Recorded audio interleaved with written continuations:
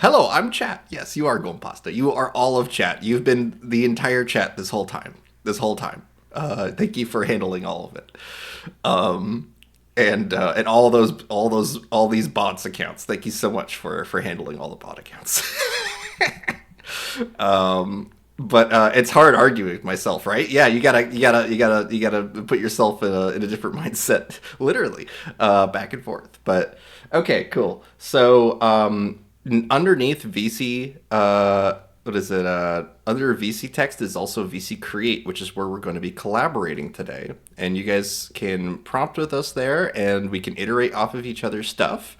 You can see that some of the regulars have already started posting their own OCs and whatnot.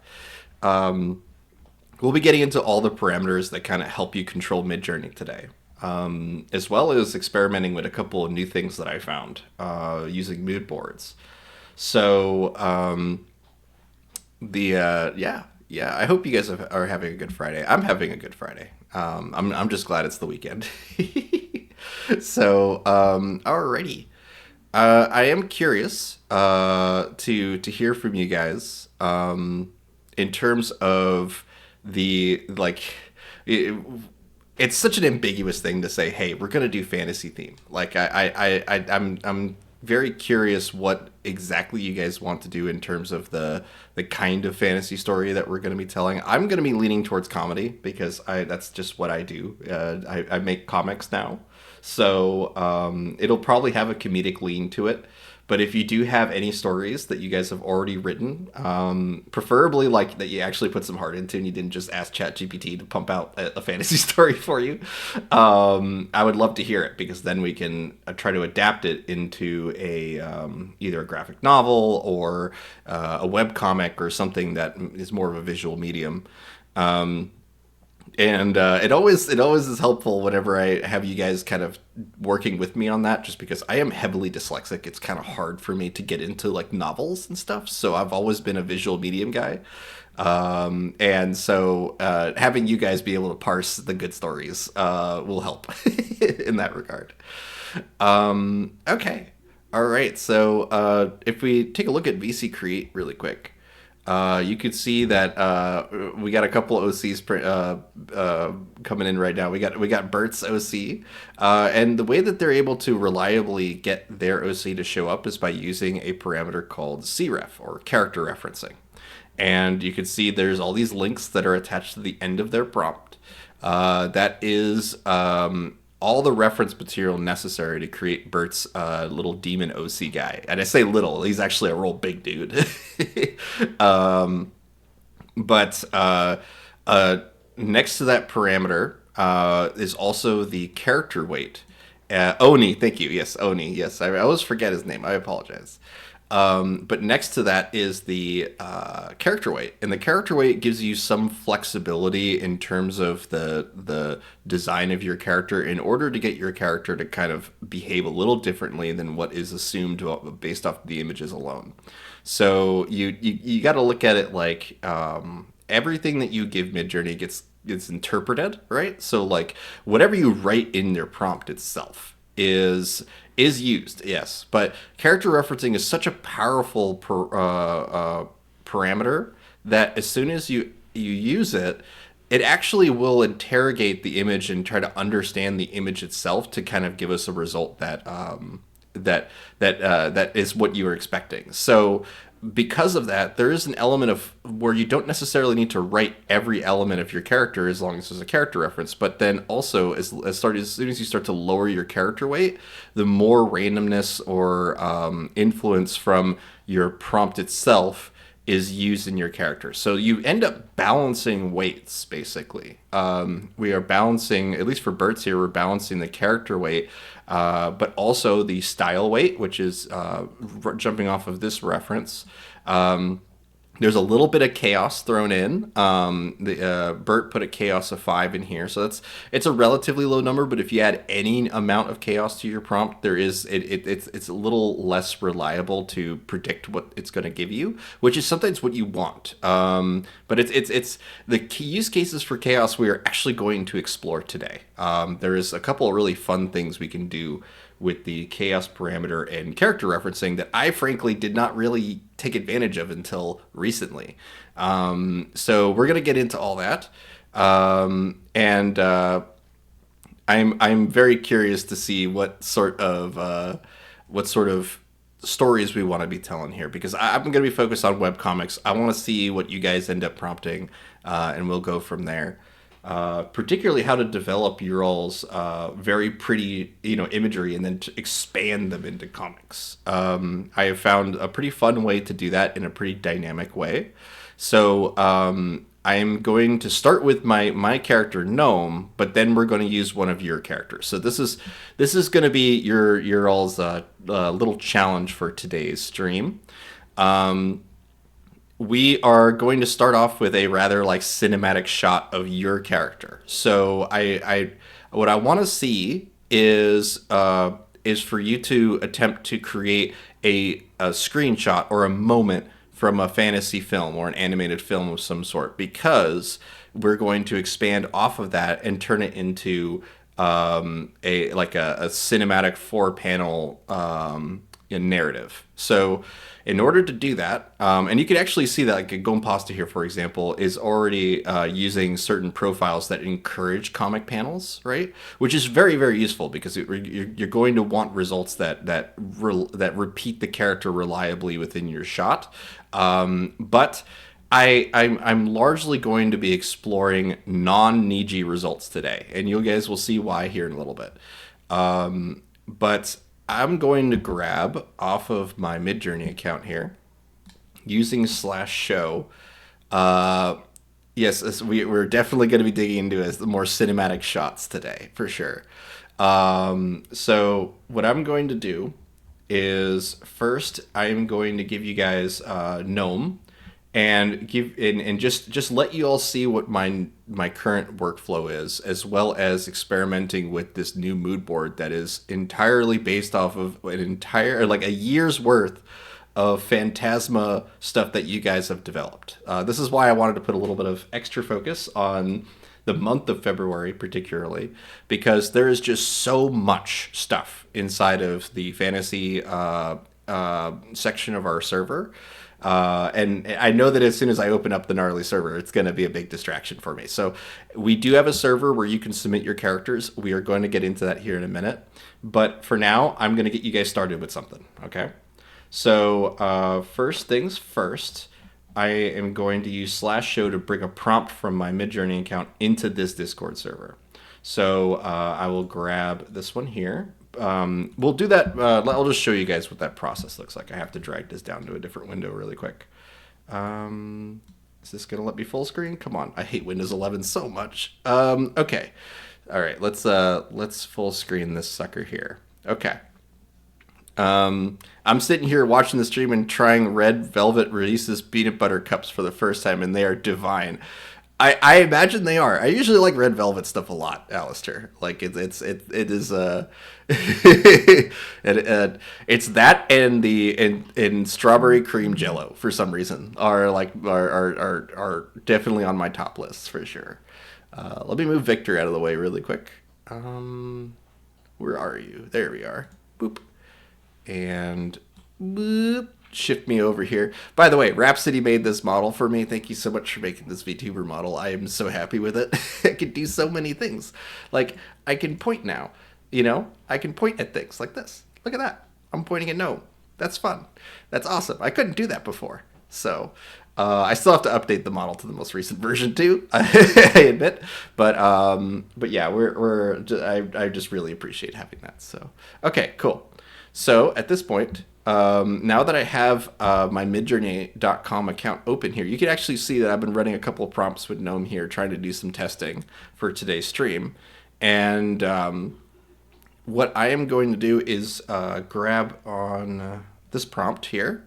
You can see that there is a section that pops up when you hover over it that says more. Going to go to copy and then job ID. You can also use this in Discord by clicking the envelope emoji on any prompt that you own. We'll send you the code for this, or the job ID for your result. That lets you transfer prompts from from one to another. So like from one server to another. So let me show you that here. So now that I have the job ID and I have VC Create open here, the only thing I have to do is hit /show and then paste the job ID into the window here. And now everyone has access to these 4 results that I got. You guys are welcome to iterate off of these. You can hit any one of the buttons underneath for anyone that's new to Midjourney. The up-res buttons and the variation buttons are, by default, they're just buttons. You can click them and move on. You know, keep making things that way. But if you hit /settings, okay, and what's going to happen is it's going to give you all of the Discord-related settings for Midjourney, and you want to make sure remix mode is turned on, because remix mode is going to let you be able to take this result, like any one of these results here, and be able to not just hit a button and get a different result, but it allows you to edit the prompt as you do it. So this is iterative prompting, and it really lets you hone in the final result of your image. It also has the side effect of creating rabbit holes, where you just end up deep diving deeper and deeper and deeper into your concepts or your films or your whatever you're doing. And yeah, it's a little addicting. So I love remix mode though. It is a lot of fun. Why is there a robot yelling at who I only assume is some random philosopher? Let me pull this up really quick. I just for the sake of context here. Image interrogation. Yeah, that is certainly image interrogation. Let me pull that up here really quick. I'm just going to full screen it. Here you go. It's image interrogation. And of course, Legal Beagle would prompt this, being a lawyer. That's hilarious. Objection. Okay, that's great. Thank you for that. Okay, so at this point, though, now that we have the prompt inside of VC Create, what we can do is we can start to expand off of one of these results. And so I'm gonna actually go with the third one here, not the fourth one. I'm gonna go with the third one. And ooh, you guys are already having fun with this with the mood board. Look, there's a reason why I am so excited about this mood board, is because it creates with the right setup, it'll create these incredibly like fantasy themed, results without necessarily even having to mention the fantasy, right? Like right now, I did mention medieval village in this one, but it is something that we'll see what influences the mood board has on our results. And I'll dig into the mood board here in a second. I just want to show you guys how this stuff works first. Okay, so we have both a style reference and a mood board attached to this. And the reason why is because the style reference actually helps evoke some of the comic panel aesthetic without necessarily forcing us to have comic panels every time. And in terms of why we do this, is because I noticed that Gnome would vary drastically if her character weight was really low and there was not a mood board that featured Gnome in it. So the mood board we have has tons of images of Gnome, but also tons of images of the other characters and worlds that you guys have built. Okay, so basically what I'm going to take advantage of here is swapping between Niji and non-Niji data sets in order to get us to hone in this character, as well as to see if we can expand this into multiple comic panels. So I already did that a bit earlier. So what I'm gonna do is, and we'll dig through everything you guys are doing here. I'm excited to see what you guys do with these mood boards. You can see, yes, that's exactly what I want, is to have this this fantasy aesthetic come up here. So what I'm gonna do is I'm gonna hit /show and grab another result that I had spawning off of that last one, a Gnome. And this is going to be where we actually jump into the editor eventually, but I'm just going to use /show to bring this result in really quick. Let's see, have to make sure I'm in the right image here. Yeah, okay, cool. Copy job ID. Okay, so now I'm going to paste this job ID into here, and I want you guys to check this out. So if you notice, I did not use Niji when it came to that result. And it's because the mood board and the style reference really help reinforce the style to the point where we don't need to limit the data set anymore. Every time you use Niji, I mean, it's technically a limiter. Like you're technically saying, hey, I don't want this other stuff. I want anime, you know? And that means that everything, there's like a whole like relevant swath of information, especially when it comes to like medieval fantasy or historical fantasy or anything like that, that might get ignored because we use Niji. And on top of that, the expanding out of the comic panels is so much more reliable with version 6.1, which is what I used here to create these. You notice we started with that image here. By zooming out or expanding with the website editor, we are able to reliably see GNOME reacting in 4 different panels here, which is pretty hard to do if you're just kind of shooting at your hip when it comes to this stuff. So what we're gonna do now is try to recreate that pass so that you guys can see what this looks like. Okay, so I'm going to hop myself into the Midjourney editor first. Let's get the tablet open here. Okay. And if you are using the Midjourney editor, you can hover over the little red icon here. That will bring you back to whatever was the prompt that this came from. So we can keep hovering over it. So you can see here, here's edit. I'm going to hover over that and click on this, and that will bring me back to my original prompt. It'll also let me hit edit down here, and I got to move myself again. Okay. But what it will also let us do is go back to our edit that we have. Okay.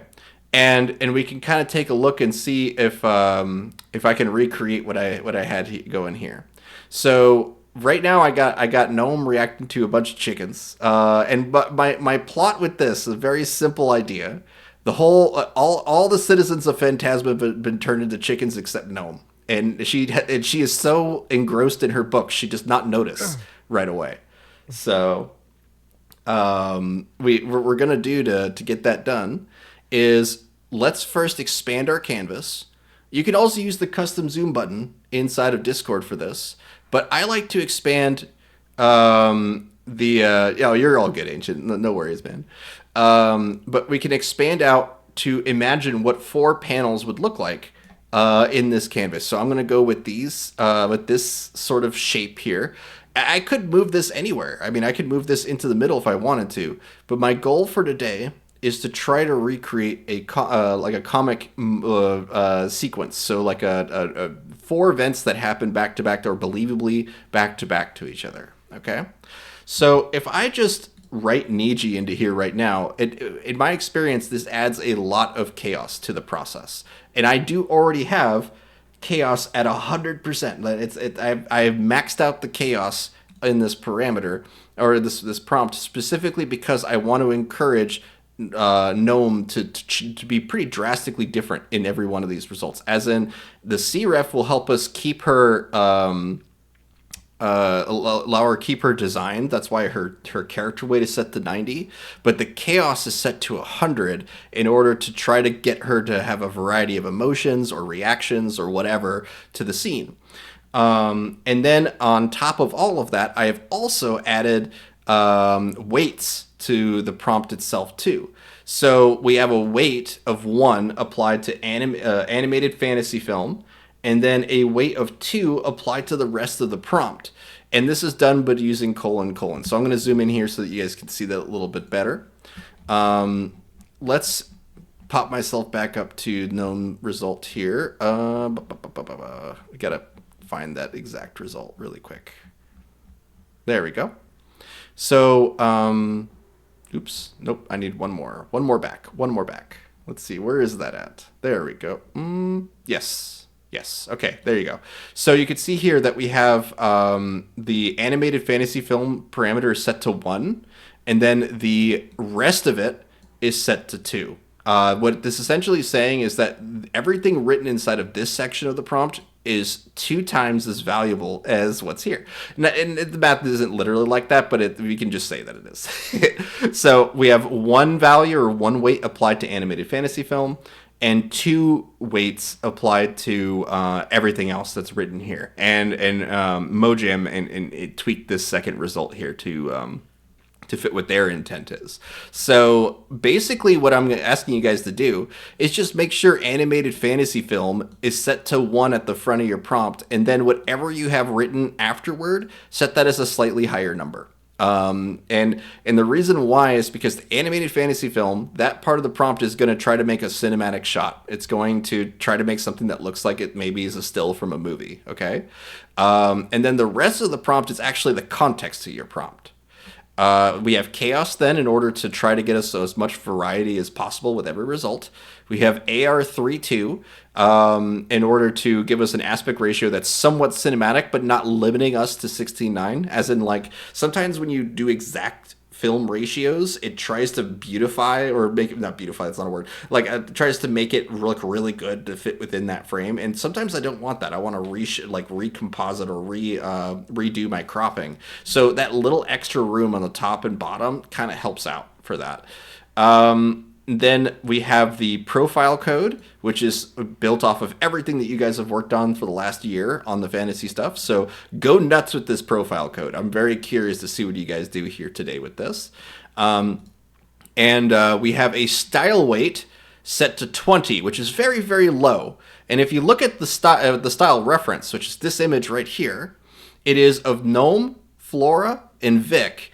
Asking for a quest from the quest giver, and the character reference here is actually a character reference of Gnome, but redone with the Phantasma code that is used up here. So basically, if you guys really, really want these results to kind of mesh well together with your OCs, try making a character turnaround with the new Phantasma profile that I have here. Okay, so just to show you guys what that looks like, let's make one with one of your all's characters here. Let's try who have we not done here? I see plenty of ancient here. Let's see. Reveille. I'm curious if your character will work. Let's see what they look like here. Oops, I just opened up a bunch of random links and then zoomed myself out of them. So let me find. Okay, there you are. Okay. So let's take a look at the character here. All right, so I see here that one of them is a zoom up of another image that's here. I will warn you against doing this. The only reason why is because whatever information is inside of this image right here, basically gets like removed from the other image. It's kind of hard to explain. It's definitely not a hard science, I don't think. But in my experience, it's a lot better to go with one image and then iterate with another. So like we can go say, let's just take this one image here, copy image address. Okay. And now I'm going to make a full body turnaround with just this character.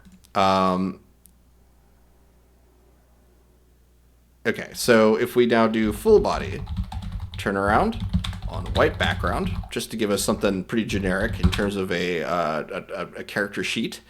For anyone that is new here, first off, hi, thank you for joining. What we usually do here is we start off with one of your all's characters and then develop them. But because this is the start of Fantasy February, we're going to focus on trying to make fantasy versions of our characters, particularly to try to isekai ourselves into a fantasy world for a month, and have a lot of fun doing that. I mean, you guys got a huge blast with it last year, so we're going to really go ham with it this year.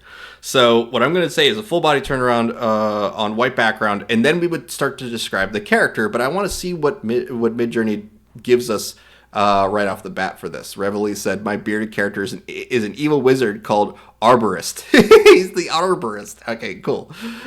So we can also imply villainy as well, like a villainous intent with the character, which helps give it helps translate that to the audience, because if you ask for a villain, you get a character that has tropes of a villain. Okay, so we might want to incorporate some of that evil wizardry into our turnaround here. So if we now hit --cref and then paste the link from Reveille here, I'm going to run one with Niji and one without Niji, just to compare, and we'll kind of take it from there in terms of the results here. But we're just going to go off of what Midjourney gives us, and then and then work with it from just see what we got. So let's now type hyphen Niji 6. So we're going to get an anime dataset one and a default Midjourney dataset one. So let's see what we get with these. It's kind of like Cousin It is as a character, right? So I will see what we get in terms of trying to evil up this wizard here.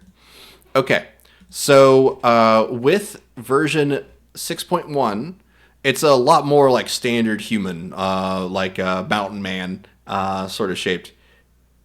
You may like, okay, so now if we look at the Niji version of it, it's a lot more drawn. It's a lot more, or not drawn as in like, it's a lot more illustrated, as well as the gradients are far more dramatic in this. Like, look at the gradients in the beard and the hair compared to what's here, where it's more of a solid color or tone, and also the hair color keeps changing.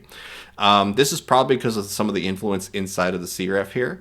But let's just say we'll grab some of the description here. Is evil wizard called the Arborist. Okay. I'm actually just going to include that in the prompt here, and I'm actually liking the version 6.1 version here. So let's go ahead and add that to the character. I meant druid. Okay, druid. Okay, we'll say druid. So evil druid called Arborist. Got it. You rarely see evil druids, and maybe I'm wrong about that, but yeah, the first like angry villainous druid I saw was actually playing Baldur's Gate. So, all right, let's see here. Okay. All right, so you can see that the tone is now spookier, darker, more villainous, that kind of thing. So let me actually upres the third one here, and then we'll compare.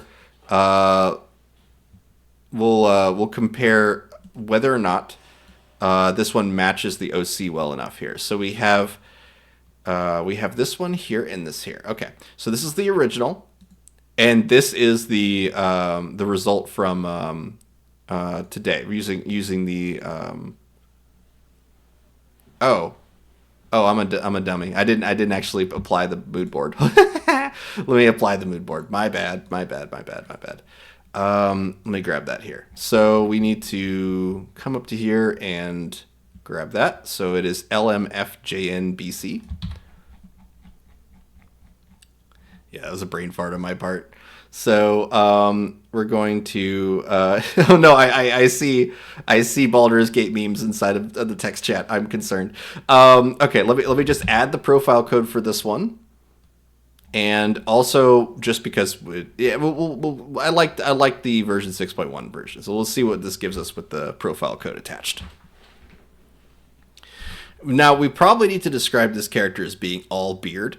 To be honest, because like, you know, we're definitely getting more of like the, you know, Trent. It definitely gave us some evilness to him. That's just good. But what I'm gonna do now is use your original image here, and I'm going to add that as an image prompt to the front of the image. And then we are going to hit -IW and just set that as a pretty high number. The max number is 3 for image weight, but we're going to go with 2.2.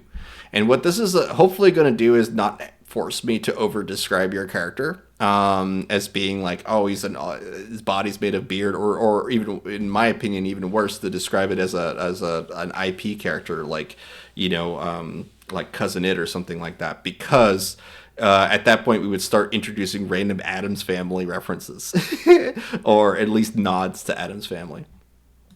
So we are getting closer with the giant beard for sure.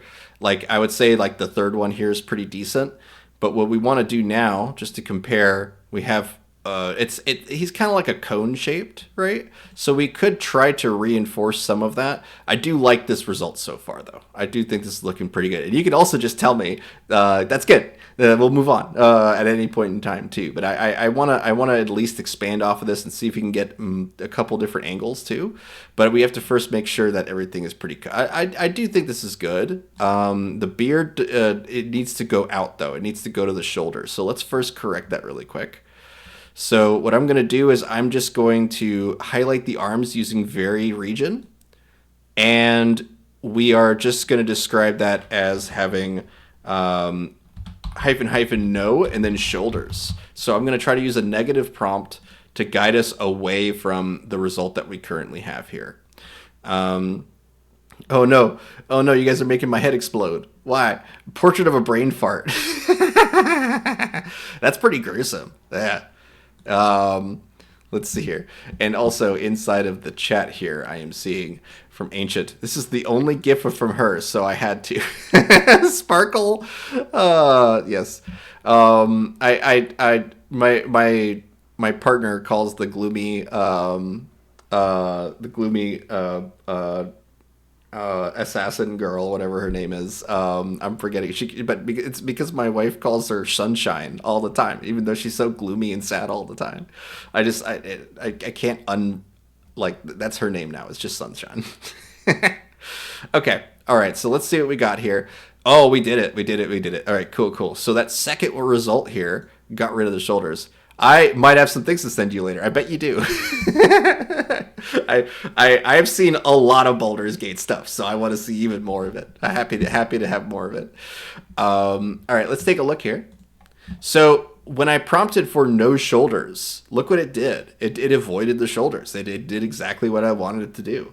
Negative prompting is incredibly useful for kind of honing in your results, but I will give a note of caution, which is especially if you're working with Niji, as soon as you incorporate negative prompts, you will start to notice that your the whole anime limitation starts to break down too. Like the amount of mixed media that incorporates with anime the moment you expand off of that, like is or sorry, the moment you start using negative prompts, it just breaks the world in some way, and it just introduces real stuff to it. So always use a note of caution when using negative prompts on like the starting prompts.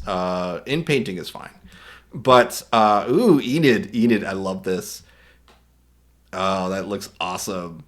Ugh, I love your pink characters so much. Yes, you should definitely test that legal beagle. As soon as you incorporate negative prompts into particularly Niji results, it's so fascinating. All right, okay, so we have this character now, largely as at least I think this is pretty acceptable, Reveille. If there's any edits, feel free to make them, and I will incorporate them in future versions of this. But what I'm gonna do is I'm gonna hit custom zoom.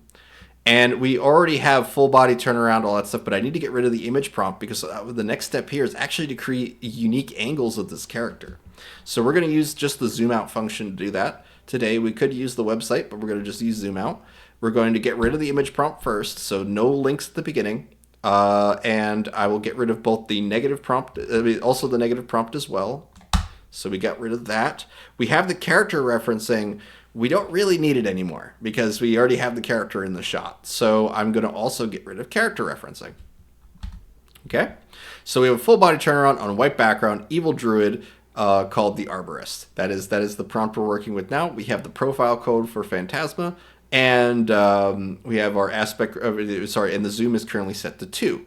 So let's make this a little more like a character sheet, and a character sheet tends to be like, a standard piece of paper, either landscape or portrait. So let's go for a landscape piece of paper here.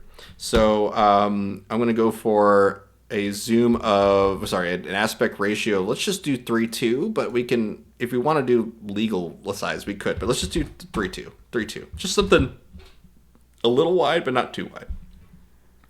But I am going to set the, we could set the zoom to 2 and just have it expand all the way out and see what we get. But in my experience, we actually get better results off of honing in with a smaller zoom. So let me do this first. I'm going to prompt this as is, right? I'm going to copy it first, though. I'm going to prompt this as is with a zoom of 2 so that you guys can see what I'm talking about. But I'm also going to redo this zoom, paste it, but now I'm going to make it pretty wide. So let's go for a 5:2 instead of 3:2, but then we're going to set the zoom to 1. And the idea here is that we're not going to get any taller. We're going to try to only get a turnaround of multiple angles of the character and really try to focus on the character in the center of the screen. So we're going to hit submit on this. The less zoom we do, the more likely we reference what's inside of the image itself. So let's see what we get here. So we definitely got some more like cinematic standard. Like there's a lot of influence from the mood board at this point. So let's take a look at this. This is the this was the standard one, all zooming out 2 times. You can see that it tries to make a whole world, tries to justify the white space around the character, all that stuff, and it's largely ignoring our prompt actually. But if we now zoom out and say, hey, I don't want you to zoom out, I want you just to make it wider by setting the zoom to 1, we are incorporating some of the fantasy elements that are in there, but at least now we're maintaining a mostly white background. I need to get rid of the profile code though, because that's what's giving us these fantasy environments, even with prompting a white background. It just shows you the power of the profile code by doing it this way. So now I'm going to hit reroll on this, but this time I'm going to get rid of the profile code. And if we don't get a result that we like off of this, we just start to double down our intent inside of the prompt. Or we start to use a profile code that promotes turnarounds, like Gompasta's turnaround sheet. But I want to avoid that for now, just because I want to try to stay within the fantasy mood board as much as we can today. And then we'll get into the really fun stuff. So I'm curious if this will work. If not, we'll probably do this with in-painting. To get us the final result. So you can see here, as soon as we remove that profile code, it's now all the fantasy elements are suddenly gone, right? Because the profile code is not influencing that. But I'm going to pick the one with the most amount of white, which is going to be this result here. And now, what I can do is I want to zoom out just a little bit, just to give us a little more room. But for now, I'm just going to use vary region, and I am going to highlight select all of the negative space that's around this character. Okay, something like that. Okay, and so at this point, some people switch to Niji to try out different data. So they just to try out something different. But I am actually going to basically just hit send on this. But we're going to say multiple angles. So we'll say full body turnaround on a white background, multiple poses, multiple expressions. And then we'll leave the rest of the prompt as is. And we'll see what we get off of that. We can also double down the description of the character and see what sort of wiggle room we have to start to get a turnaround. You can see here that Oni has a pretty fun turnaround already, expanding off of this with his own mood board here, probably Gompasta's. So let's take a look at ooh. Yes, I just love this pink-haired character so much. It looks so cool, Enid. But let's see where. Okay, there we go. So we have a couple different options here for the full body turnaround. I always recommend folks re-roll a couple times. Don't just be mostly happy with one of the results and have the expectation of fixing it later. I would much rather go into this with re-rolling or having the expectation to re-roll 3 or 4 times just to make sure that I get a good starting image to work with. And then we'll kind of go from there. But it's just amazing how much work people do just to fix something that they might have been able to just happenstance fix much earlier on with a couple rerolls. It comes down to patience, right? So I know that everything I'm prompting here is in turbo mode, which is very costly to your account and whatnot. But it is something that when you're doing little demos or demonstrations, it's nice to turn on, but you got to remember to turn it off. So my results will be a bit quicker than your alls. But if we look at these results here, we have a couple of different ones that feature the back of the character, which is what I'm mostly trying to achieve here. So let's up-res every one of them that features the back of a character. So I'm going to go for the 3rd one here. I'll go for the 4th one here. I'll even select the 1st one, even though it's not a beard. He's wearing a hood in that. And we'll just compare these two. This is just off of 3 rerolls, I believe. So we could see that it changed the character entirely on this last result here. But this result gave us something really close. What I like about this staff, by the way, is it looks like he grew the staff and then ripped it out of the ground, right? Like as if like in order to make the kind of magic he has, you have to grow it like a careful plant, right? And then as soon as you're ready to harvest the magic from it, you just yank it out of the ground and it becomes your staff. I like that. I like that. That's a pretty fun idea that I just got off of looking off of this stuff here. So what we're going to do is we're going to start to remove the elements that don't make sense for this character. Have already established the character is largely beard and hair, right? So let's go ahead and hit vary region. And we are going to start to select parts. Now, the thing is that I'm cautious, or I want to leave a little bit of the shoulder here because I want to emphasize that there is at least something underneath there. But I don't know. I want to exercise some caution when it comes to removing entire limbs and things like that. Like I'm worried about removing the back of the shoulder here, but I definitely am going to remove everything here because we were going to try to get a profile next of this character. So let's go ahead and select everything here. Okay. And now where it says full body turnaround, we're going to go for a profile pose instead of multiple poses. Actually, let's do a profile. We'll do that. We'll do that. So multiple, we'll do a profile pose and get rid of the plural on there. Profile pose, multiple expressions. We'll get rid of multiple expressions too, because we didn't get any the first time. I don't think I'm going to get any the second time. And it's also kind of hard to give expressions for a character that has no face. So in order to fix that, you probably incorporate some cartooning elements, like give the character eyes that have like, ellipses or can express themselves more dramatically. A lot of characters, I know that whenever you guys put helmets on your characters, you're like, oh, the character looks cool. But now you have the what do you call it? The Boba Fett issue of where you're literally wasting the actor behind the helmet because they can't express anything. They can just move their limbs and talk, and they can't even talk. It's usually voiceovers, right? So yeah. Anyway, I'm just gonna go for a profile shot here. And try to incorporate some expressions for the next step. We'll see what happens on this. But there's some really fun stuff from you guys already. I cannot wait to get into all this stuff with you guys. Because there's just a lot of potential for what we're doing here. So let's see here. I'm not really getting much of the profile on these ones here. So let's add a little bit of chaos to the mix. So we'll go to vary region. If you get stuck. If you get stuck, like there is just all the results are kind of sterile, as I call them, or they just repeat again and again and again, and they're not breaking out with a lot of variety. You can add a little bit of chaos to the result. So let's do -C, or you can write out the whole word chaos if you want, and then we're gonna just add 5 to it. This will just give us a little bit of randomness that can help us break out of these rigid poses that we get here. So we'll see what we get.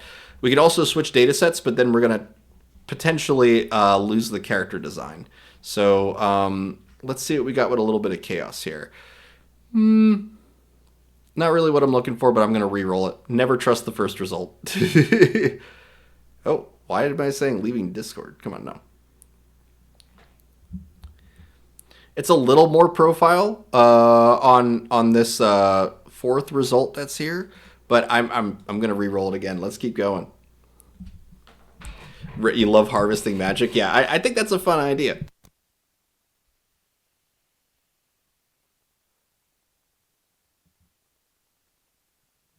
Okay, I do have to mention something here. The focus on the prop in the fourth version of this image here is actually kind of clutch. So we're gonna do that really quick. Here, I'm gonna call this a blossoming staff or whatever. Like when the flower, this is what I think. This is my instinct here. Okay, the flower blossoms at the top of the staff, right? And then as soon as you grab it or you pull it out of the ground, it catches fire and it becomes this like temporary thing, right? Like you only have as much life force that's inside of the plant that burns, and that is like your fuel or your source of energy or something like that. the fantasy story that I've written with Fran focuses a lot on the source of things, like the fact that everything is finite, that there's no such thing as perpetual energy, like that kind of stuff. We want to we want to deep dive into like the magic elements of that, like what does it mean to have to constantly refuel or find like a source for your magic, and what it takes to maintain it long term. And we'll play around and start to expand off of those ideas. But I like the focus on the prop here, so we're going to keep this result. And now I'm going to use custom zoom, keeping the prompt the same because I still want to get that profile shot pose of the character. But I'm going to change the zoom to 1. And now we're going to try to bring the aspect ratio in the opposite direction. We're going to try to go vertical with this. And we're going to see if we're able to get the character at a different angle. So I'm going to... I've already switched the zoom to 1. Now let's simply flip the aspect ratio, so 2:5, which is really extreme. We should probably go at 2:3 just to give us something that's not as tall and won't lose the character as much. So we'll just go at 2:3 for now. Okay. And while this is loading here, I do want to mention that we have a server that you guys can join. The Gnarly Studios server is where you guys can share all of your character results, all the images you guys get, everything that you guys have developed on your own. You can bring it into our server and start making stuff with us. So what I'm going to do is I'm just going to open that up for you guys really quick. I'll hit show servers. And we have the Gnarly Studio server right here. And the cool thing about the Gnarly Studio server is that you can go to the character portal right here and be able to submit your original characters and then get updated whenever another person uses your character, at least if they manually update it here. Eventually, I want to figure out a way to more automate that, but it is something that, for example, like Victor here, right? Whenever there is a new image of Victor that you guys make, and you post it here, it actually pings my phone, so I know right away. And it is so fun to wake up and you guys have made like comics of my character. Like that is so freaking cool. But there's all sorts of collaborative potential that comes off of joining our server. So go to VC Text and you'll find the link for it here. Oh, hi Rhapsody. It's good to see you. Oh, you're good. You're good. I never have the expectation for any of you guys to be, to have to come here and stuff. I just really appreciate you being here. You get some waves. Okay, so let's hop ourselves back into Midjourney here. And we are going to take a look at our turnarounds here. So okay, Reveille, expanded off of their original image here, probably using the web editor. But maybe I'm wrong. But what we're gonna do, we can see that there's a couple different angles of this character, more Cousin It like, right? Which I like. I definitely like some of these results. I will always pick your all's results more than mine. But you can see here that by incorporating, let's see, what did they do here? Multiple angles, multiple poses. Okay, and they just did a zoom of 1. Got it. So I do like the character more for honing in the design as you had it before, right? So let's go ahead and see if we can, maybe do a variation off of this one. And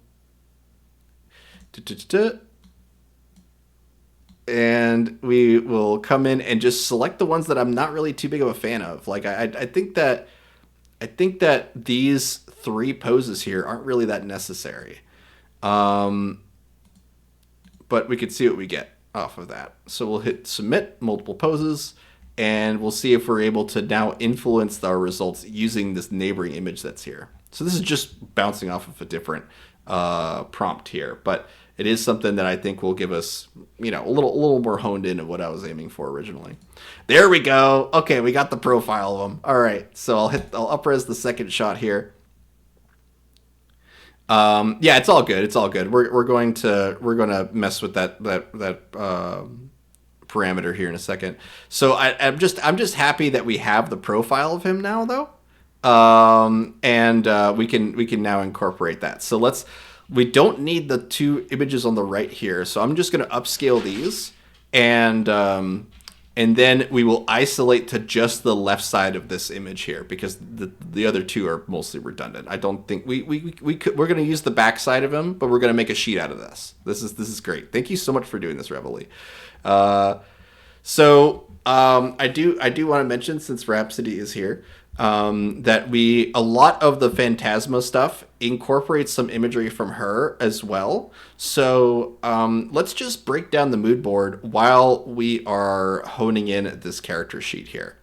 So if I now open up my Midjourney account, okay, this is where we're going to expand on Gnome here in a little bit. But if I go to personalize here, you can see that we could either rate images in order to give ourselves a personalization code attached to our account. That'll be the first thing that pops up on the list here. But I also have customized mood boards that are for all sorts of different projects and things that I've been working on. But what I'm going to do is pull up the Phantasma test result here. And not only does this Phantasma mood board include everything that you guys have been working on, including some comics that we've made together. But here's the fun thing. I'm not going to link this to you guys right off the top because this is a comic that you guys have not seen that is incorporated in this mood board. So there are lots and lots of individual comics that we've made, just like fun little moments from you guys. But there is an entire sequence involving Gnome that you guys have not seen yet. But I'm not sharing it just yet because I'm annoyed that I can't reorder the images here. So you won't read it in order if you were to read this, sadly. So I'm not going to link it today. But we do have an entire fantasy story that is kind of unfolding with this here. So what I'm going to do is click on copy code.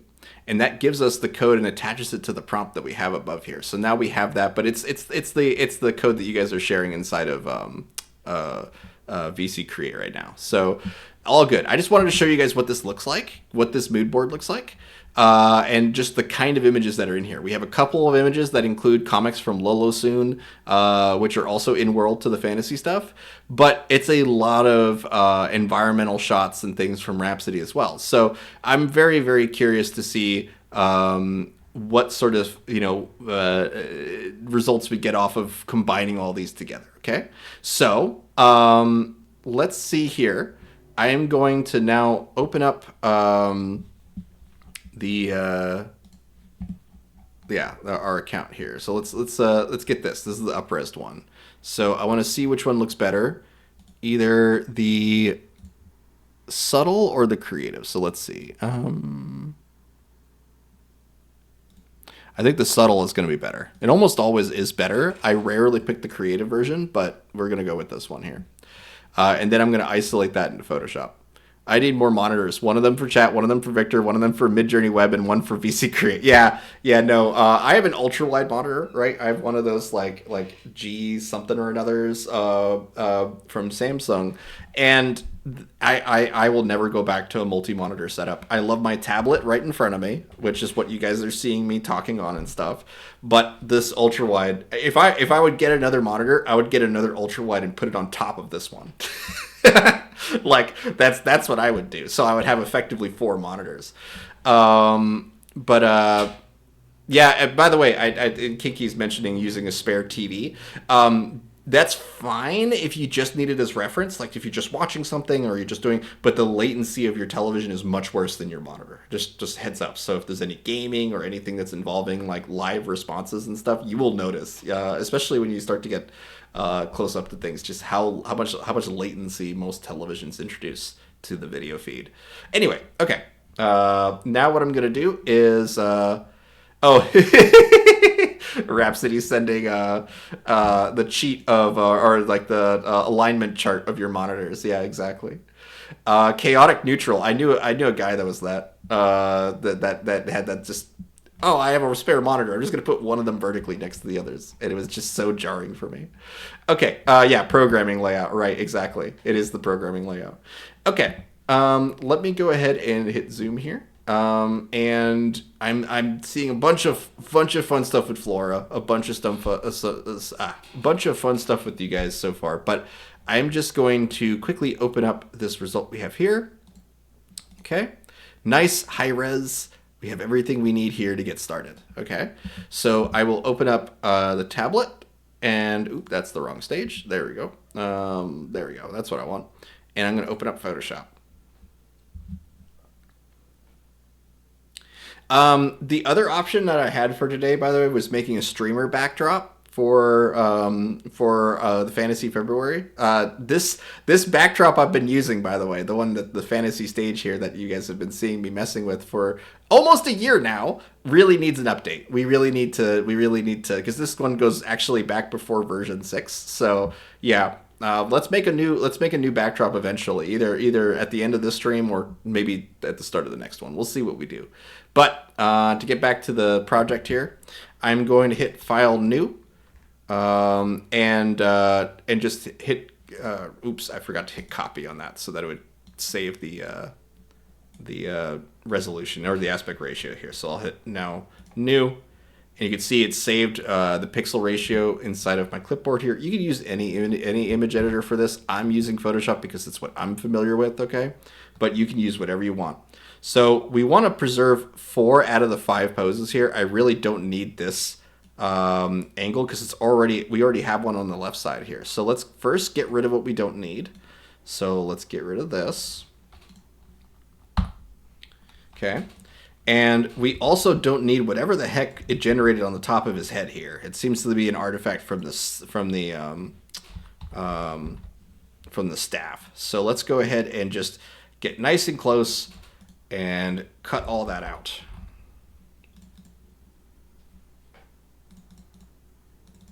Okay, cut. Okay, now. And what I like is that some of the the flutteriness, like some of the stuff that it's throwing into the underneath him is kind of like leaves and stuff falling or dirt falling off of him. It just kind of emphasizes how dirty of a person he is here.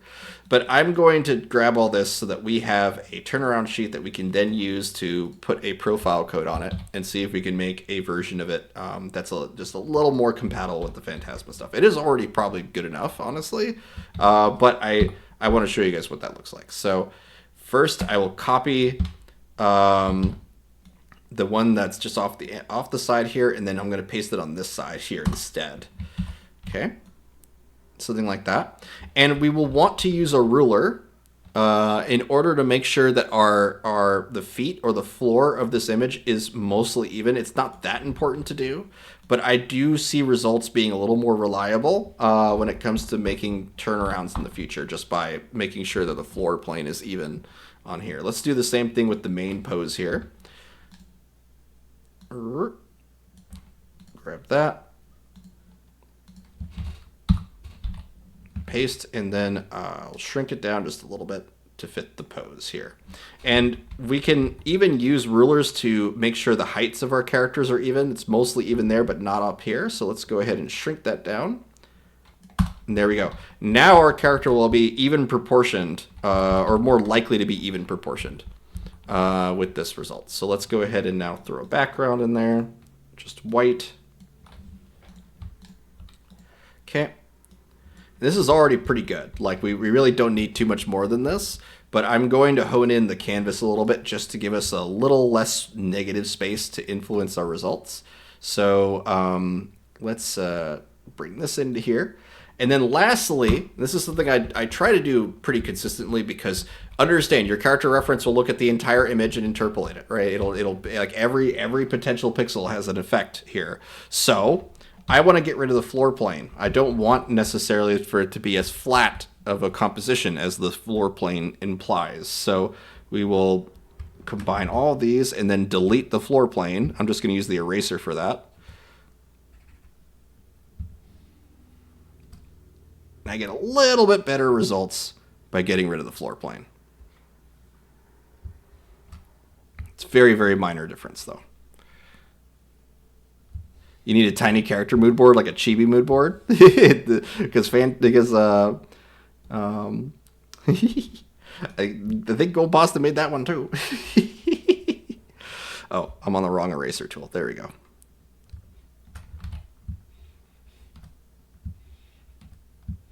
There we go. That's one down.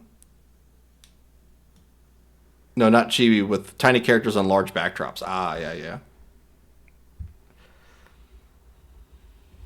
Almost done. Just getting rid of whatever little crumbs and stuff imply a floor plane on this image here. Okay. Yep. That's good. Let's go with that. And unless we want him to always have smoke coming from his head, it's very similar to a prop, by the way. Like if like hats and staffs and all that sort of stuff.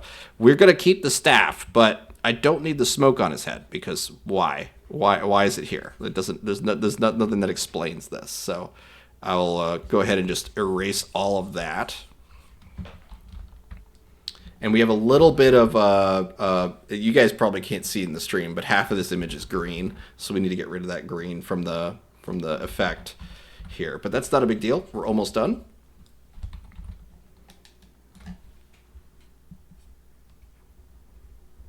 Just getting rid of everything I don't want. And that, for the sake, is this weird smoky hair stuff sticking off the top of his head. Okay. All right. So the last thing here is we have a green glow. It has a harsh cutoff right now. I'm actually just going to use GenFill to fix the harsh cutouts that are off of this green here, because it's such a subtle gradient. You guys probably don't even notice it, but that harsh line might get repeated in our character reference if we don't. So I'm just going to do a quick GenFill of that. All right. All right. And Rhapsody is right. The images like that are very important. The ones where there's a dominant amount of background, a dominant amount of world building that's in it. Yeah. Yeah. Very much so. Okay. So, yeah, I love the idea of making an entire mood board of just make my character as tiny as possible in the image. I don't want the subject to be this, like, to dominate the image. Like, that would be amazing. Okay, so we have this here. Let's go ahead and flatten this so that we have it as one image. Okay.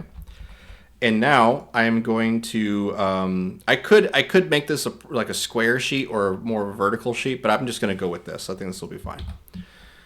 So now I'll jump us over to okay, Midjourney. There we go. Okay. And now we're just going to try to quickly create a little animated scene with this character. So imagine animated film. I'm going to put that as : 1 to give it a weight of 1.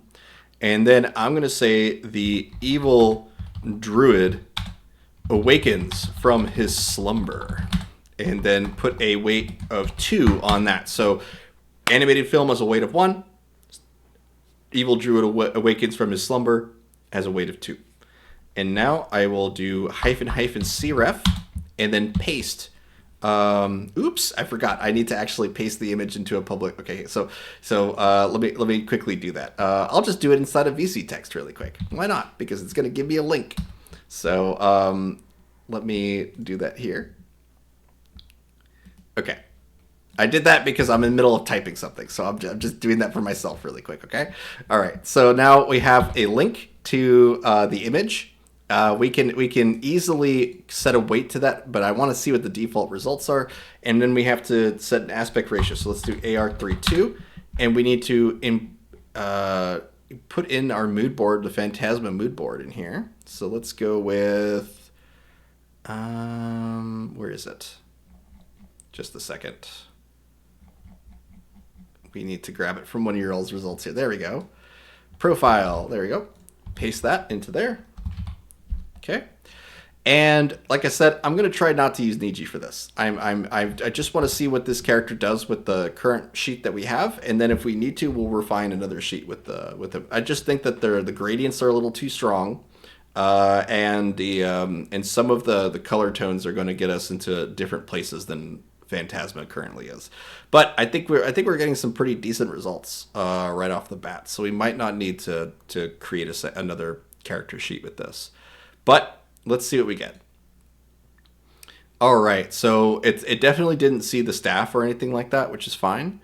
But it is definitely it is almost like a Yeti, which is fun.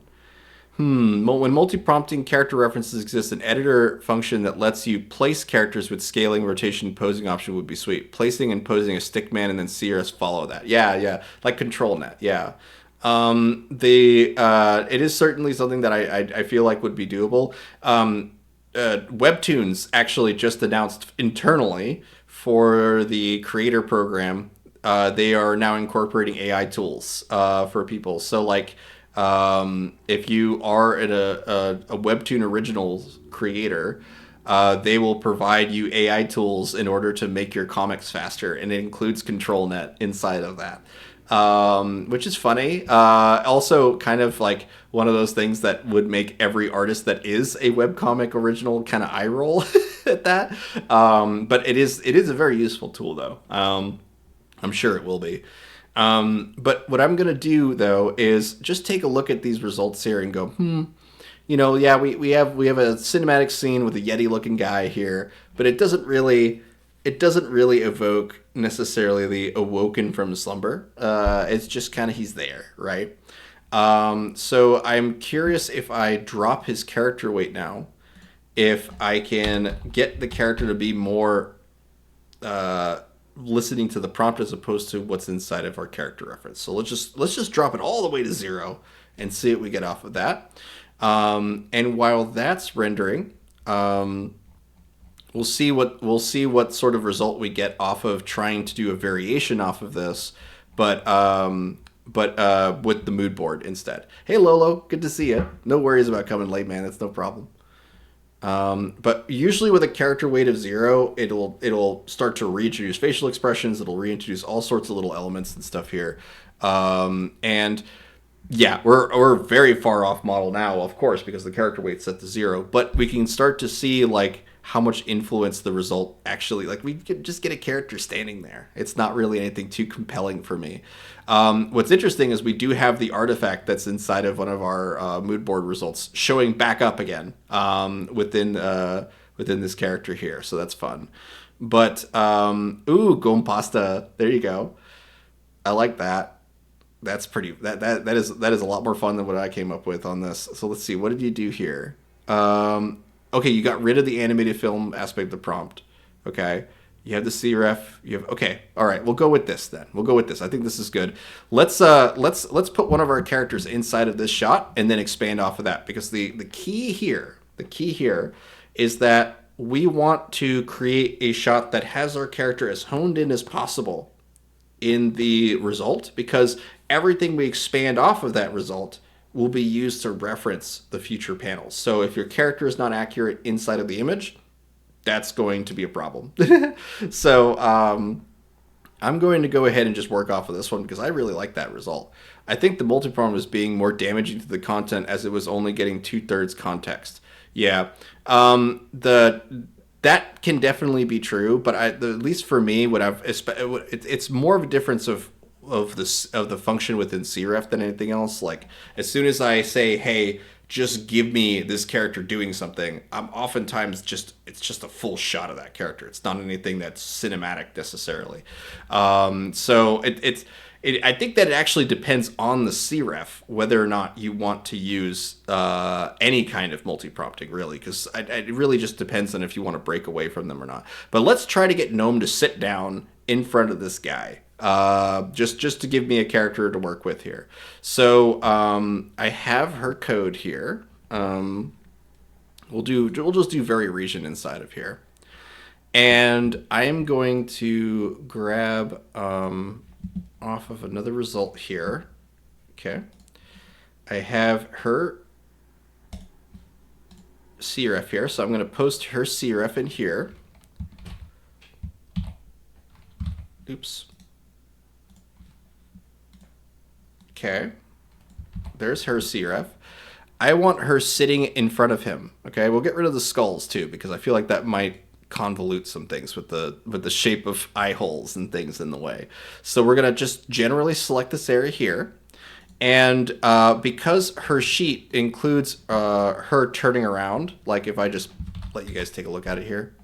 She has a backside and a front side here. We should be able to just get her to sit without doing much, without having to like prompt her sitting by itself.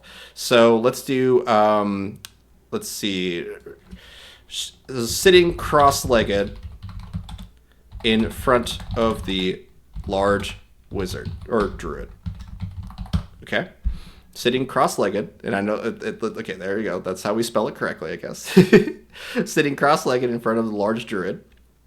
And because we're going to want to get her, the backside of her specifically, there's a good chance that I'm going to have to lower the weight of this image, or in a better way, only select the backside of her as the CREF. But we'll go ahead and just hit submit on this for now so you guys see what the default result is, and then we'll hone it in from there.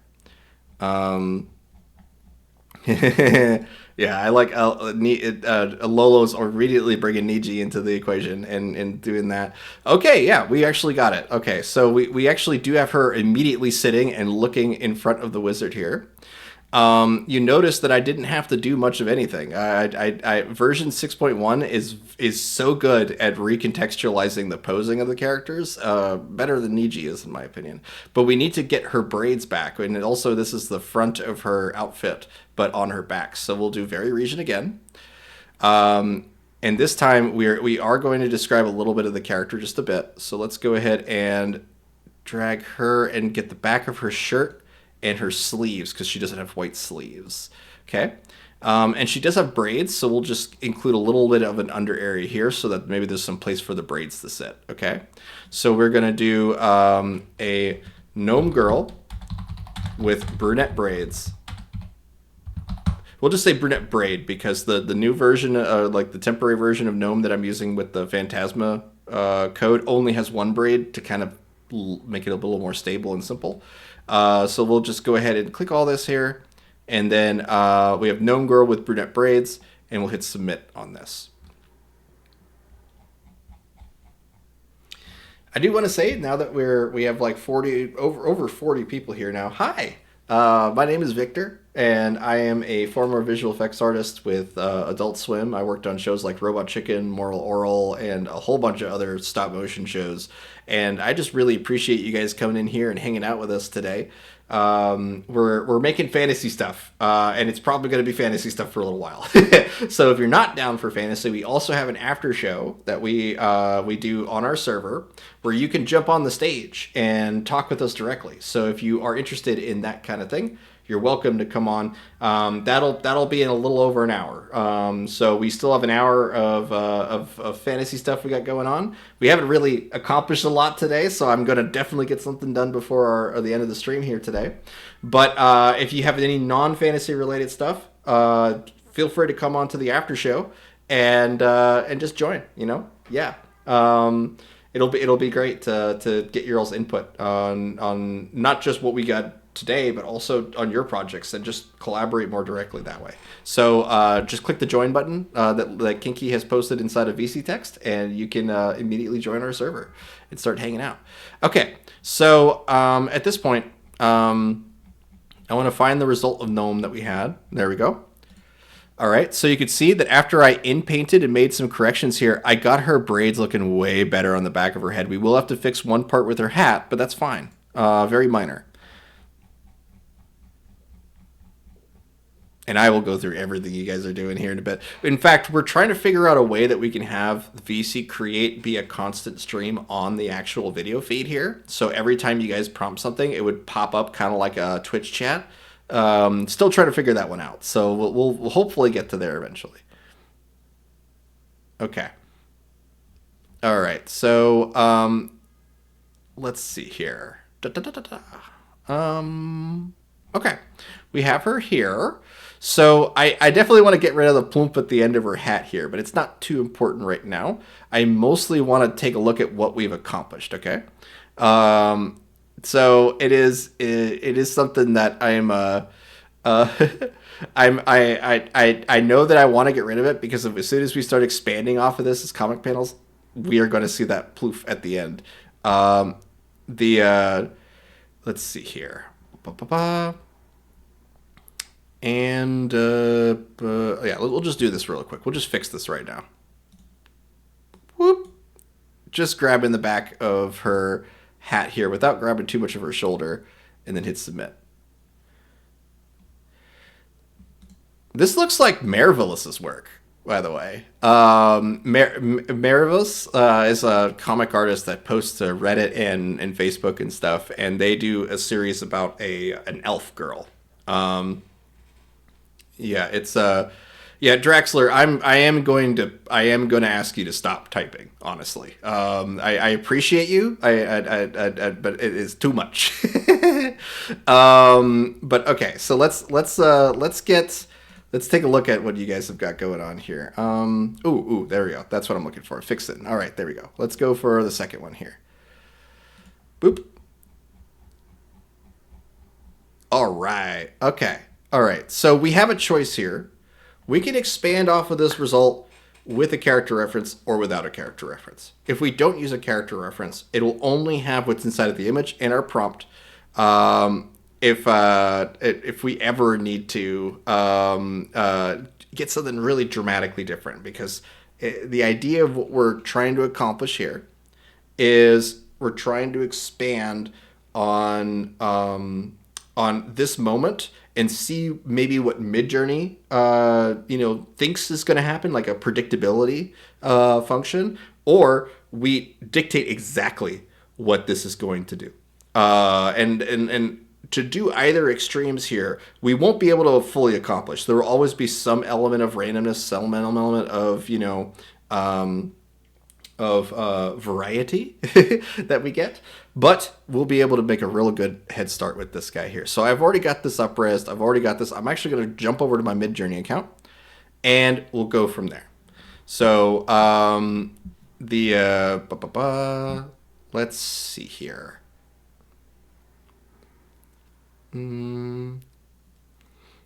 Yeah, I'm gonna just ignore that for a bit. Okay. Let's get over to the actual website here. Aha. Okay. Hit F5 to reload this. Later, Legal Beagle. Okay. So we have our result here. I'm using the new web editor, which is going like it's. I could go in and use the full editor, but I'm just going to use this right here. Use the edit button here, and now I'm going to expand this to basically predict the other panels that we're going to aim for here. If I want it more accurate, I wouldn't do 4. I would do 2 instead of 4. So like if we just did this, it'll be okay, but it will probably just focus crazy big on Gnome because she's currently a character reference. So let's stick to 2 for now. Okay, so I'm just going to expand off of this way, and your instinct here is to say, okay, I'm going to make the next panel. But here's the problem with that logic. If you go, oh, I'm just making 1 and then 2, what's going to happen is there's a good chance that Midjourney is just going to extend this image down to basically give us maybe the backside of someone's head looking at this scene of what's happening here.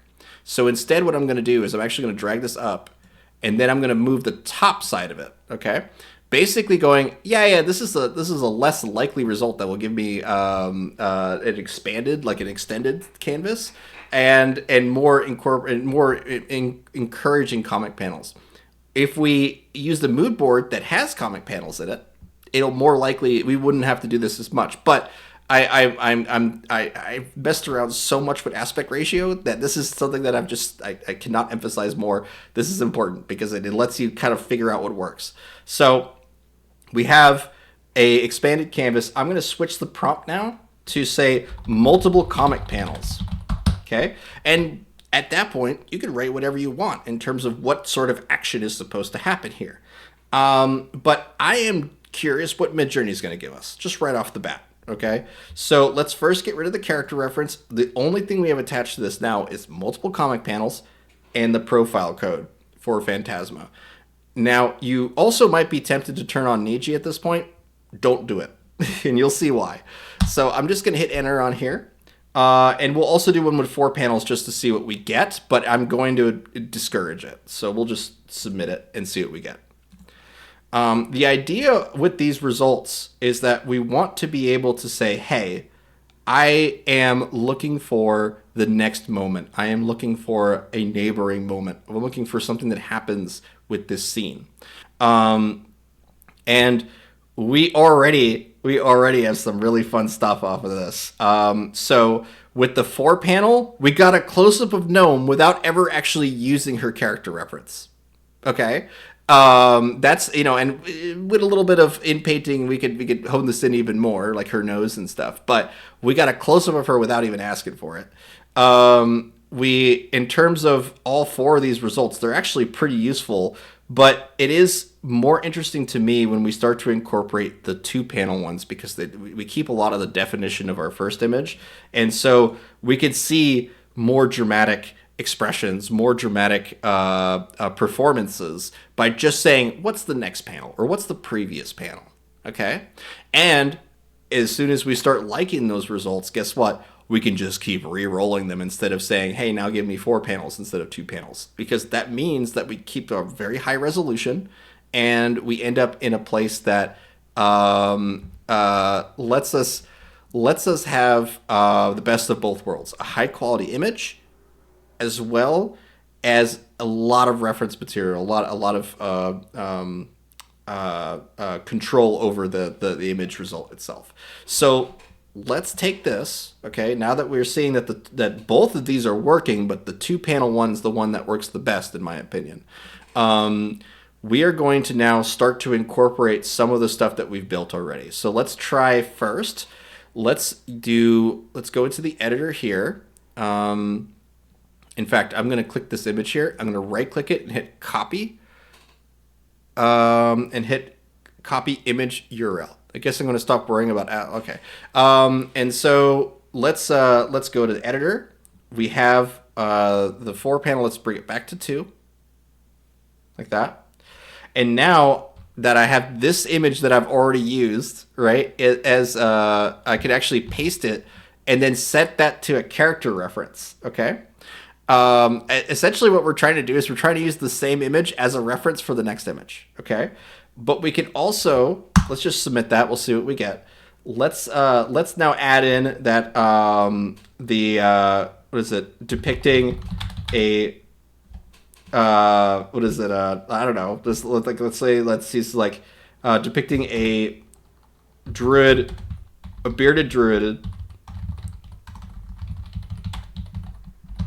waking up from his slumber, and we'll see if what Gnome does around that, and hit submit.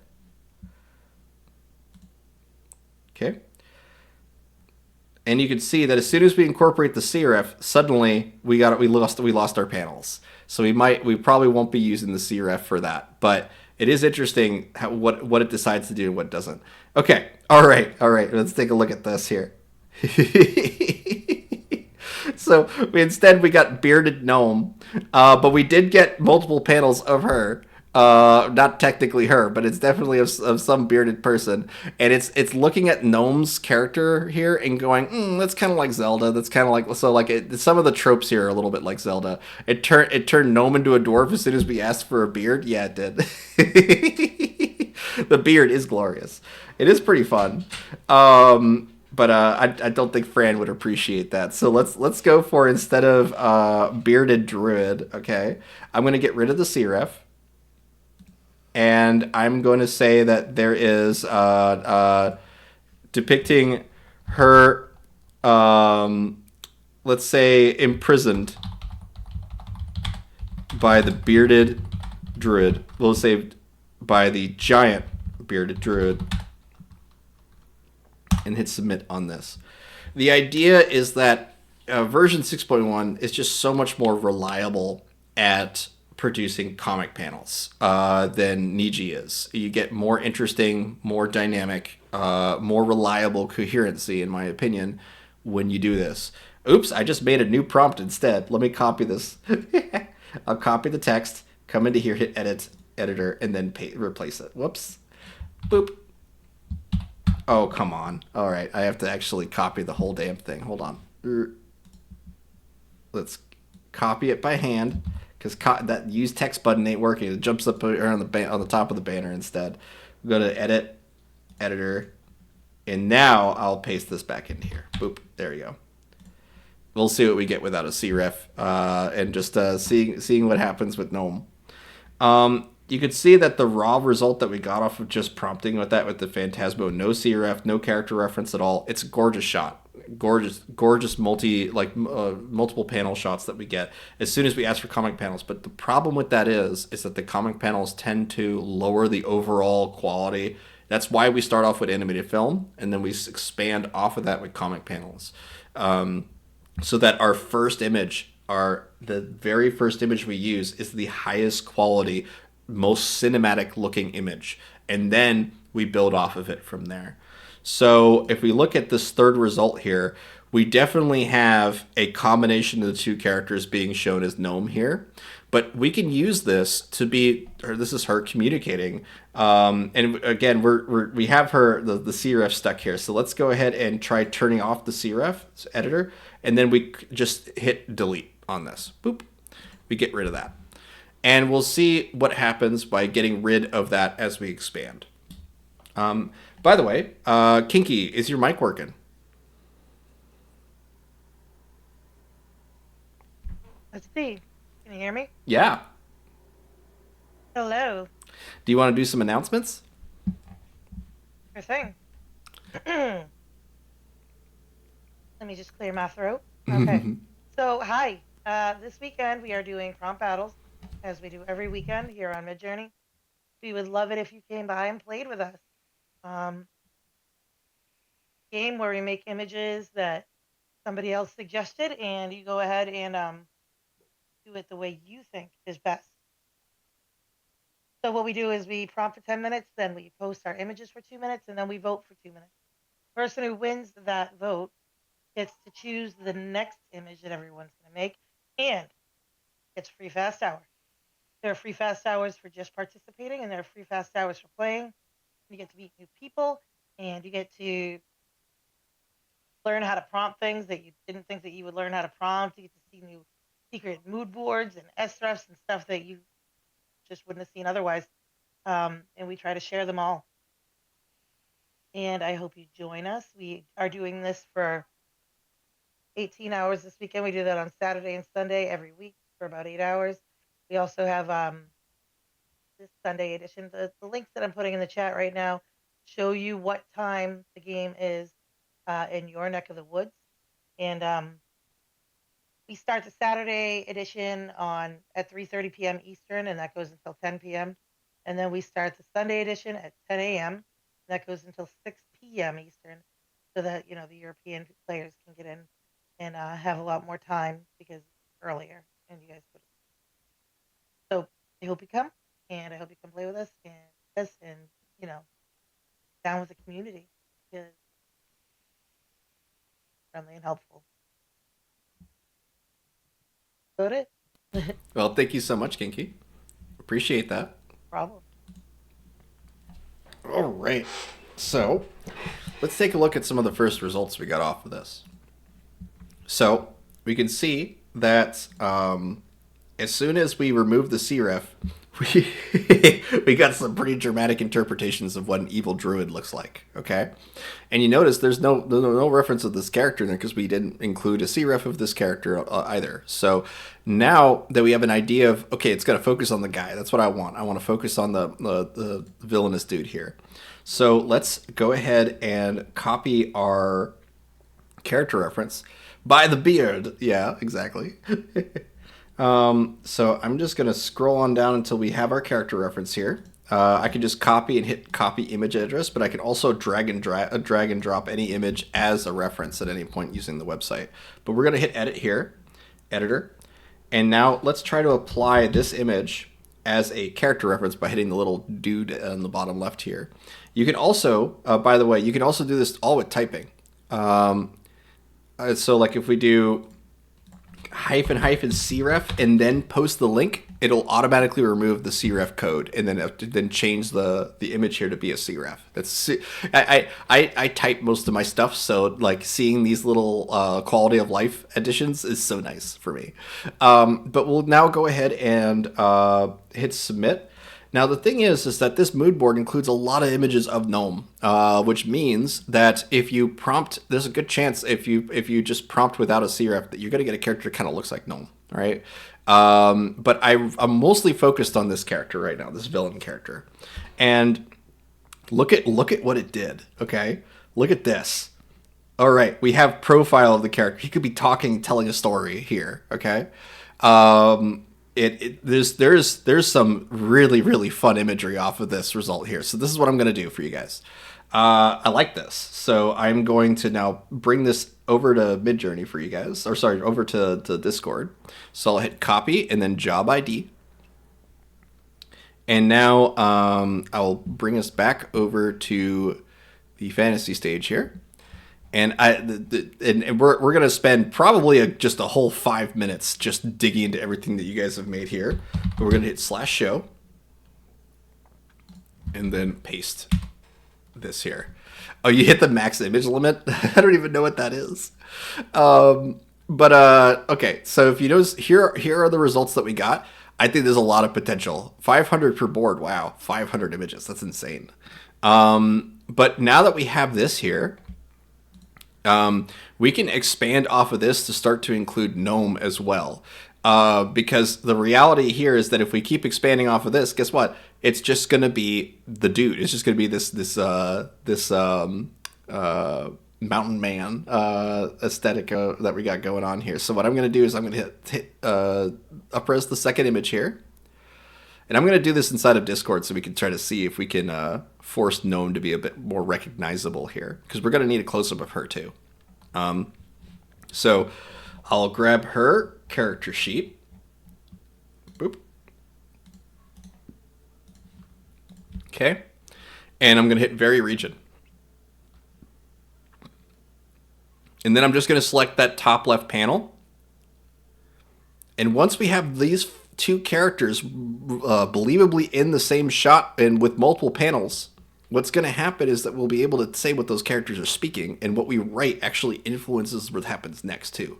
So I'm going to now swap the CREF of the bearded man with hers, and then I'm going to describe what we want her to be doing. So we're going to say multiple candidates depicting her imprisoned, but let's say like depicting her worried and upset. Now, because there are so many images of Gnome inside of this CREF, or inside of this profile code, I could actually drop the character weight almost always down to 0 and still reliably create Gnome in this image. But for the sake of this, we're just going to hit submit on this for now, and then tweak that weight as we iterate. It's fun. It's fun to just work off of whatever random stuff Midjourney gives us. But I'll tell you right now that when it comes to honing in that result, that's what we want. We want a close-up of Gnome at this moment. I want her upset. I want her worried. I'm getting exactly what I intend. Okay. Oops, not that. I didn't intend that. Look at this. Look at how she has 4 distinct expressions. And I know that's not a big deal for a lot of folks, probably not in the loop with this stuff, but CREF will very often force or lock down the expressions to the point where you have to have a different image to reference for most of your extreme expressions, from happy to sad, all that stuff. But now we can actually just use the chaos parameter. This is what I was getting into earlier. We can now just use the chaos parameter to force even more variety out of this. So if I come back to the original image here, hit Vary Region, I'm going to add a single parameter to this, which is chaos, hyphen chaos. And let's set it to 100 because we already have a CREF that is not lowered in weight at all, right? So theoretically, chaos... what is more powerful, chaos or character referencing? And in my experience, character referencing is significantly more powerful. So let's see what this gives us. I'm loving these results. Okay. All right, let's take a look. All right, look at how depressed she is in that first image. In the second image, she's like, I feel like that is a shot-for-shot cut for something that would happen in a scene like this where she's looking up and he's telling a story of the past. That's the second image. We're going to go with that. Okay? So let's do that. Look at this. All right. This is getting me excited. I want to see. Look, she even has the stress bead of sweat coming down her face.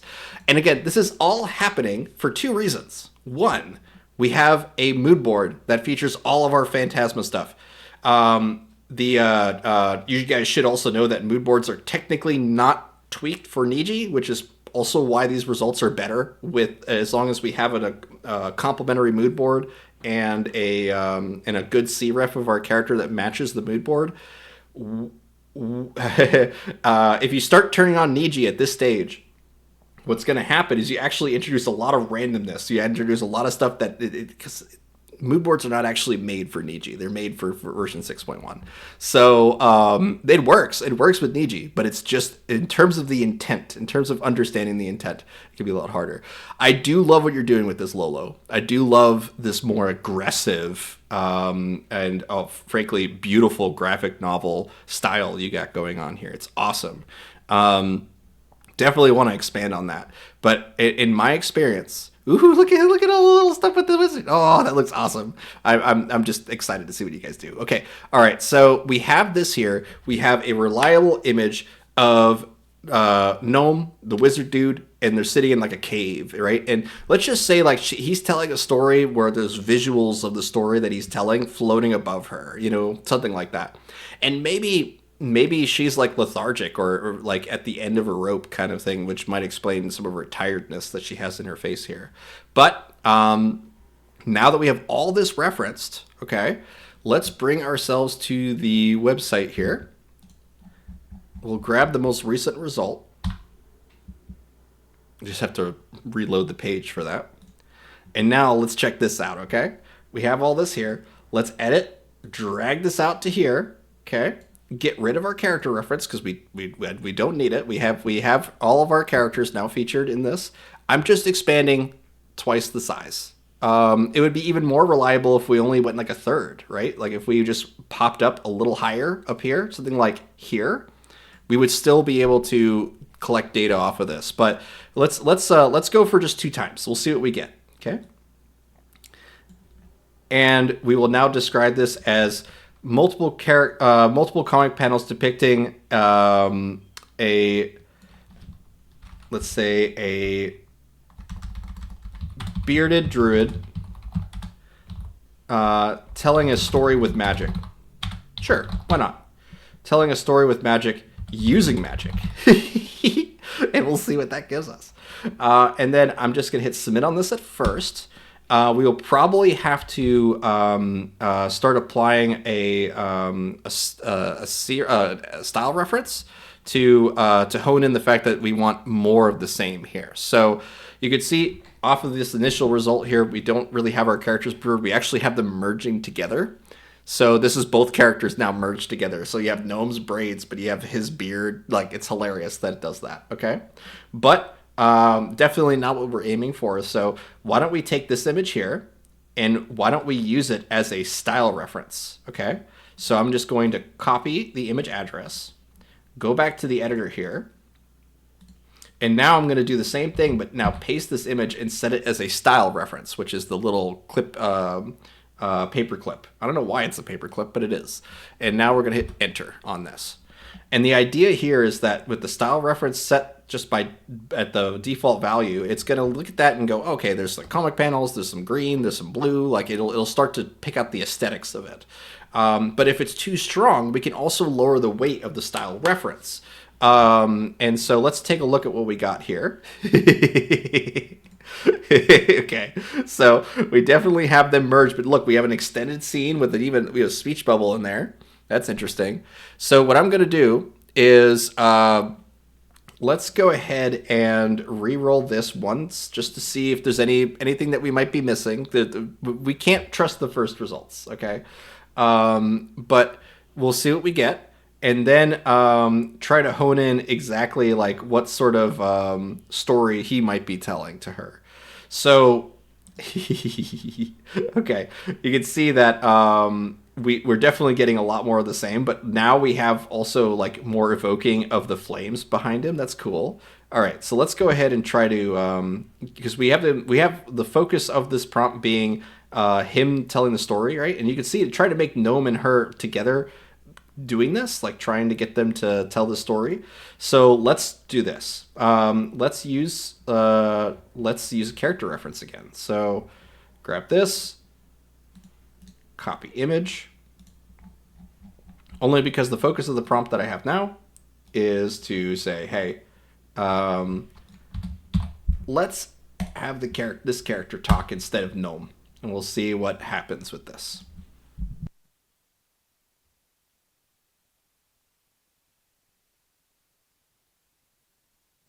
I'm just very much not surprised that we are getting so much gnome-like results whenever we mix this, because we are asking a lot of Midjourney. But look at this! Look at this! We even have like the magic from like where just because it looks at his belly here and goes, okay, maybe we want some of this. We have a profile shot. We have even like a darker, moodier. This could be like what she sees at the end of the cave, like when she first came in there. You know, that kind of thing. Lots of potential with these shots here. Ooh, ooh, ooh! I love the story time. I love the hands. Like this over. We actually got an over the shoulder of your character here, Reveille. That is awesome. What is Flora doing here? Let's take a look at this little fan comic from Golden Pasta really quick here. Let's take a look. Oops. Shine. Boom.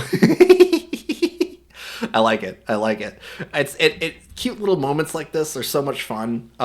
Especially being able to quickly generate over the shoulders like this. It's just super handy for making more cinematic shots. So especially like this for her, I would save this image individually, like just her over the shoulder, and then post this over the shoulder as a reference for other people to use later. Because we could easily say swap out one of these characters with the pink girl pretty easily doing that. Very, very cool though. I'm really digging everything you guys are doing here.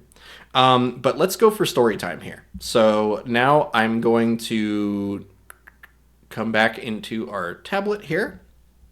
This is awesome. I'm going to replace him down here with Gnome. Okay. So let's go ahead and do that. We'll first have to grab our image of Gnome. There we go. Click this. Image address. We'll go back into our editor here. Edit. And now I'm going to get rid of all of... in fact, let's say... It almost looks like he's casting magic onto her, right? So, like, let's do this instead. Let me undo this.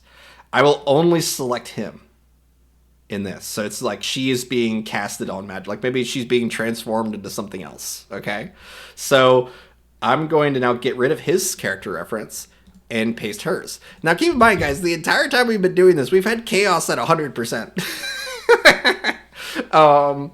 Normally this would just make absolute madness. But the fact that we have a mood board and character references that all match the mood board makes chaos like predictably like usable. It's kind of shocking for me, honestly.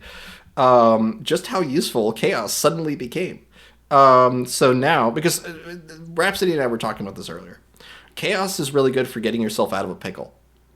Maybe not literally a pickle, but it will let you do the Pickle Rick thing and actually add faces to things that don't normally have faces. It'll add like a third eye to things, like if you select like the forehead of somebody and then amp up the chaos and say this is a third eye, it's far more likely to give you that third eye because it's not constrained to the standard human anatomy that default would normally be. So yeah, I highly recommend messing around with chaos, but understand by default it will give you absolute randomness. Okay, all right. So now that we have a character reference of Gnome, we have a style reference of the comic we've already built. That if we use the different style reference, like if we use the different comic panel, for example, like especially a panel that was very different than this, like say like the bread fight tavern stuff where it's almost all browns, which by the way, it is way too brown. I really need to rebalance the colors in that comic. But But if we use that, we would start to incorporate all sorts of unwanted coloring. And this is why I recommend building comic panels and then using that as the style reference to finish your story. Okay? So we just need to get her transforming here. So let's do a multiple comic panels depicting her discombobulated, which is one of my favorite words to use in AI prompting, by the way. Discombobulated basically forces your characters to do things they don't normally, like posing wise, lets them do all sorts of wacky things. And I forgot what movie it was. Whatever movie says discombobulate a lot is where I was like, okay, I'm just gonna throw that in mid. Oh wow, that gave me some fun results. So we'll just say discombobulated and confused as she is consumed by magic. Okay. And then I'll hit submit. What this might do is it might throw her arms in the air. It might do some like wacky like bending of the elbows and arms in weird ways and stuff. Not like breaking her arms, but it will definitely do some weird things. We might need to drop the character weight too. We'll see what this does.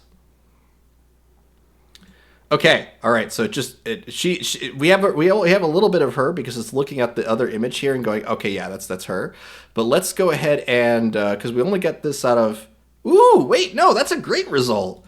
She's just a lot smaller than I was expecting, which is true for gnomes. So that is awesome, though. Like, what are you doing to me? You know, that kind of like that. She's like looking around the room, like darting left and right. Yeah, like that. That's what I interpret this as. So this is awesome. Okay, now that we have this. I know I went from a story from he's telling a story to he's now transforming her. This is why I love exploring Midjourney stuff. I just end up really fascinated with all these results here. So what I'm going to do is now get into the storytelling portion of this. So it's actually kind of rare we get a mostly completed comic off of these streams, honestly, because we get like mostly through finishing a character design before we actually get something tangible. So this is super fun for me. I'm really enjoying this. But what we're gonna do now is let's go ahead and add some speech bubbles to this. We gotta get Gnome and this guy talking. Okay, so any sort of pitches, any sort of wording or phrasing that you guys want, feel free to post it inside of VC text, and I'm happy to incorporate that as the speech. Another thing you guys might not know is that the speech bubbles actually dictate the results because it's part of the prompt, right? But you can also have it dictate what's in the neighboring parts of the image too. So like just as a quick little demo of that. If I were to take Gnome here, which by the way, I love this result. I'm just going to upres it now. But if I take this result here, this reference of Gnome that I have, okay, and I just drop that in, make it a character reference, and then I say that she is, let's just say, speech bubble that reads, what is it? This fish is delicious. And not going to reference anything else. We're just going to use the profile code from Phantasma, and then I'm going to hit enter on that. Okay? Keep in mind, I have not referenced fantasy. I've not referenced that she's a gnome girl. I've not referenced any of that stuff. I haven't even referenced that there should be a fish in the shot. Okay? So, and also I'm not using Niji. Now take a look. This fish is delicious. So the fish is saying it. I'm delicious, by the way. This fish is delicious. And it's kind of like we're able to instantly create comics doing this. It's just awesome. So we have this. We have a couple different panels of her speaking like this. Okay. We can also now test this with a character weight of I've always been useful. Let's try now. Character weight is 0 because I want to show you guys what this looks like. So we first character weight of 0, and then I'll also do one where we will set the chaos to a high amount here because I want you guys to see how much influence and the reason why I recommend you guys do a second version of your character sheets in the Phantasma style. Okay, so I've already done that with Gnome here, so all the results mesh really well. Okay, but if you do not use if you drop your weight all the way to 0, it tends to merge or mesh the concepts better. So we may not have Gnome anymore.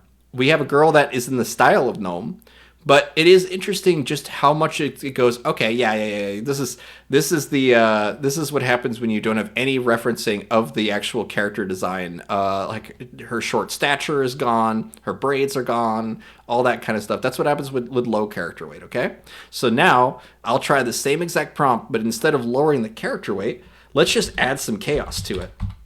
So chaos 100, and I say some. That's the maximum amount of chaos you can have in the shot. Okay. And from here, let's see what this does. Because understand, we're not telling it to drop the character weight at all. We're telling it to just give us something drastically different than what we would normally get. And the fish is delicious. And it's like her head's now on the fish. I'm just saying, look how dramatic this angle is. Like, this is just such an awesome. Like, it's hard to get this stuff with Seraph because that angle is not represented at all in this. Like, we have her leaning forward a little bit, yes, but that angle, that pose, that mouth, none of that is in this reference at all. But we have the character weight set to 100 and the chaos set to 100 to really force this variety without losing much of the character. Because now that we have this, I can just in-paint what's wrong about this. I can put her hat back. I can do whatever I want with this.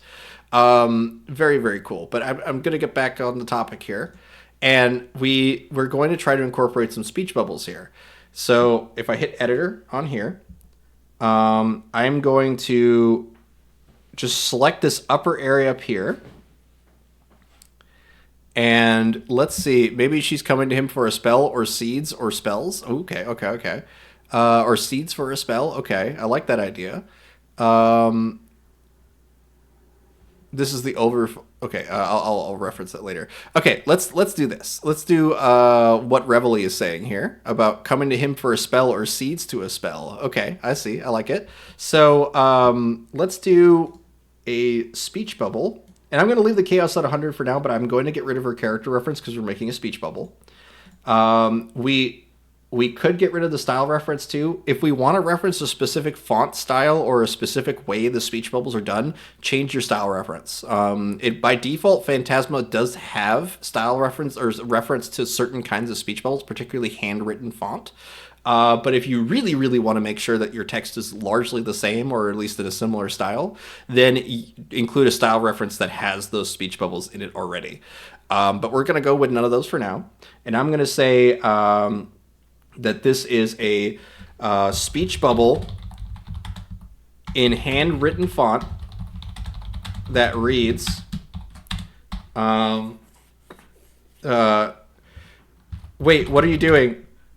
What are you doing to me? Just give a general statement of confusion. Okay. And then I'm going to hit enter on this. There's a chance that I'm going to have to get rid of the chaos value on this, but we'll see. We'll see what happens. We still got plenty of nice legible text with chaos at 100, so I'm curious if we still get the same here. Okay. But the important thing is that if you say speech bubble that reads, you're far more likely to get something where the text actually reads what you wrote, because sometimes if you just quote something, it'll be just like text that floats around in the image somewhere, like just like basic graphic stuff. Actually, don't unspoiler this one, Victor. Okay. Okay, I won't. Now I don't have my stream on video, so I can look at. Okay, yes, I will not. I will definitely not be featuring that one. Thank you. Let me reload this because I need the spoiler text to come back. Okay, we're good. Just a handy tip for anyone else that does streaming. If you're streaming and there's anyone that uses spoiler text, you could just reload the browser and it will bring back all the spoiler text. So I'll leave that as is. That's funny. Okay, all right. Let's zoom back in here. Oops. Okay. All right. So let's take a look at our speech bubbles. So, wait, what are you doing to me? Wait, what are you doing to me? Wait, are you doing to me? Wait, what are you doing to me? Okay, this one feels the most like appropriate for the scaling of this comic. But in terms of legibility online, like people reading this on their phones and stuff, it's actually going to be something more like this one that will be a little more legible. So Wait, what are you doing to me? I think that actually works better. So let's go ahead and hit edit. And now I'm going to select just the tail on this side, get rid of whatever this dark patch is here. And now I'm going to say that this is a speech bubble from her. So, okay, her, or it's a speech bubble in handwritten font that reads, wait, what are you doing to me? I don't need the text anymore because I've already got it written how I want. So speech bubble in handwritten font, we can get rid of everything except speech bubble. And speech bubble from her is all I'm going to write here. In order to encourage the tail to point to her, Midjourney is able to understand some, and I really shouldn't use humanized terms like that, like understand. It doesn't actually understand. It can see the predictable patterns of what a female and a male character is by their tropes and stereotypes, and goes, oh, her, him, I have some sense of direction now. It's a little more finicky when you start to deal with like non-humanoid characters and stuff. So that trick only goes so far. But 3 out of the 4 results all point at her. So I personally I think this is, it works. It might be a bit placebo on my part, but it works. It works. So what are you doing to me? We'll stay with this one here.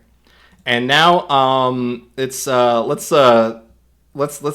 continue this on here. So let's say that this will be a speech bubble from him now.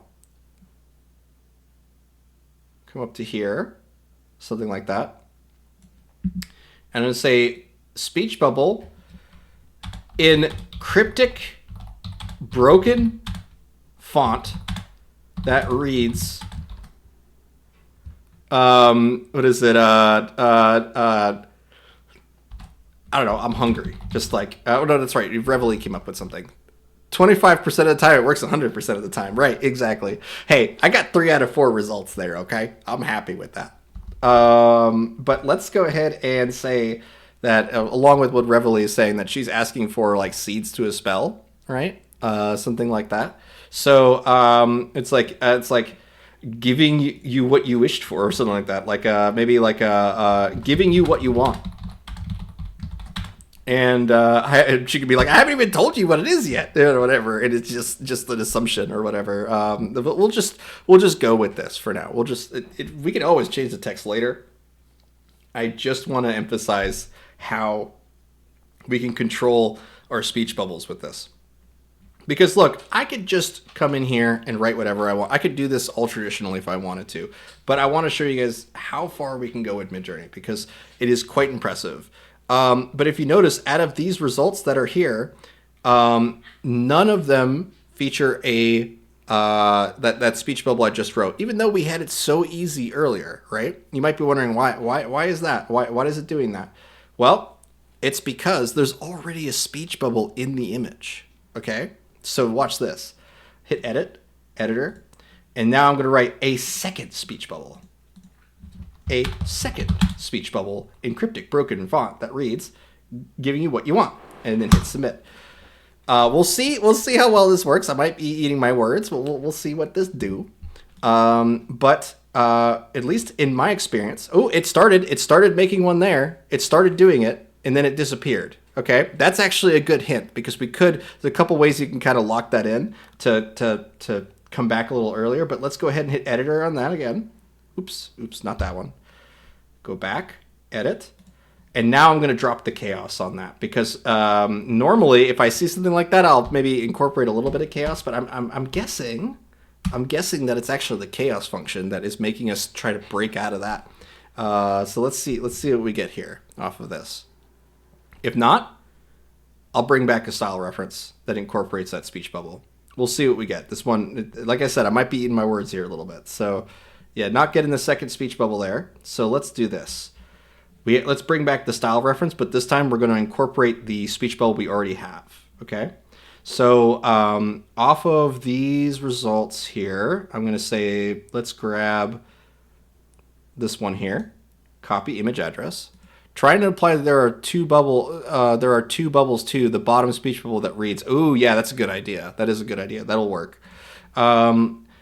So if I come into here, hit edit this, what Gompasta is saying is that if you refer, say, there are two speech bubbles, the first reads, "What are you doing to me?" And the second speech bubble, encrypted broken font, that reads, "Giving you what you want." And we could say that like on the third panel, we could even go that far. Sometimes it works. So let's do 2 speech bubbles here, and then hit, because we're referencing an image that has a speech bubble as a style reference, we can hit submit on this and see if that helps. Most of the time, though, it's because you have to really emphasize to Midjourney how many or what position those speech bubbles are in. There we go. All right, sweet. It just didn't get the word order right, which is fine, easy to fix. Okay, 3 out of the 4 results. Again, we're getting that 3 out of 4, which is perfect. 3 out of the 4 results are what we want. So let's do giving what you want. It's like giving what you want. All right, let's do this one here. And the one thing it did not do was do the cryptic and broken text, because I applied a style reference. It's looking at the existing text and going, oh, meh, all right, that's not very cryptic and broken. Let's lean towards what we got in the style reference. So I'll get rid of this tail, and now I'll add a big tail to him and say, just delete everything here and say speech bubble from him, and I'm going to assume that Midjourney knows him as the guy with the big beard, the big guy with the big beard, and we'll go from there.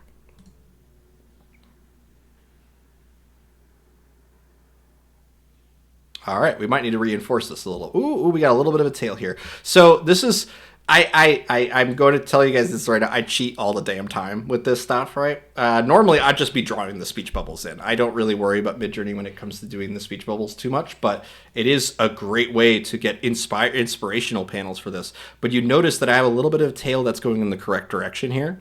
To fix this, I just don't delete the entire tail, okay? So let's go for something like this, and then we incorporate a little bit of a deletion underneath here. So we have that little notch. I know it's kind of hard for you guys to see, but there's a little notch that's left of the tail that's here. And then I want to also redraw everything leading up to that. So now we have a little bit of an aid, an assistant that says, hey, there's actually something here. Don't delete this. This is a big problem that I have with Photoshop Beta, where Photoshop Beta is it actually, the boundary lines are much bigger than what you select, so you can't do these refined controls like we can do with Midjourney. So I'm going to say speech bubble from him. I'm going to leave it at that, but we have a little bit of a reference to where the tail should be. So let's see if that takes us where we need to go.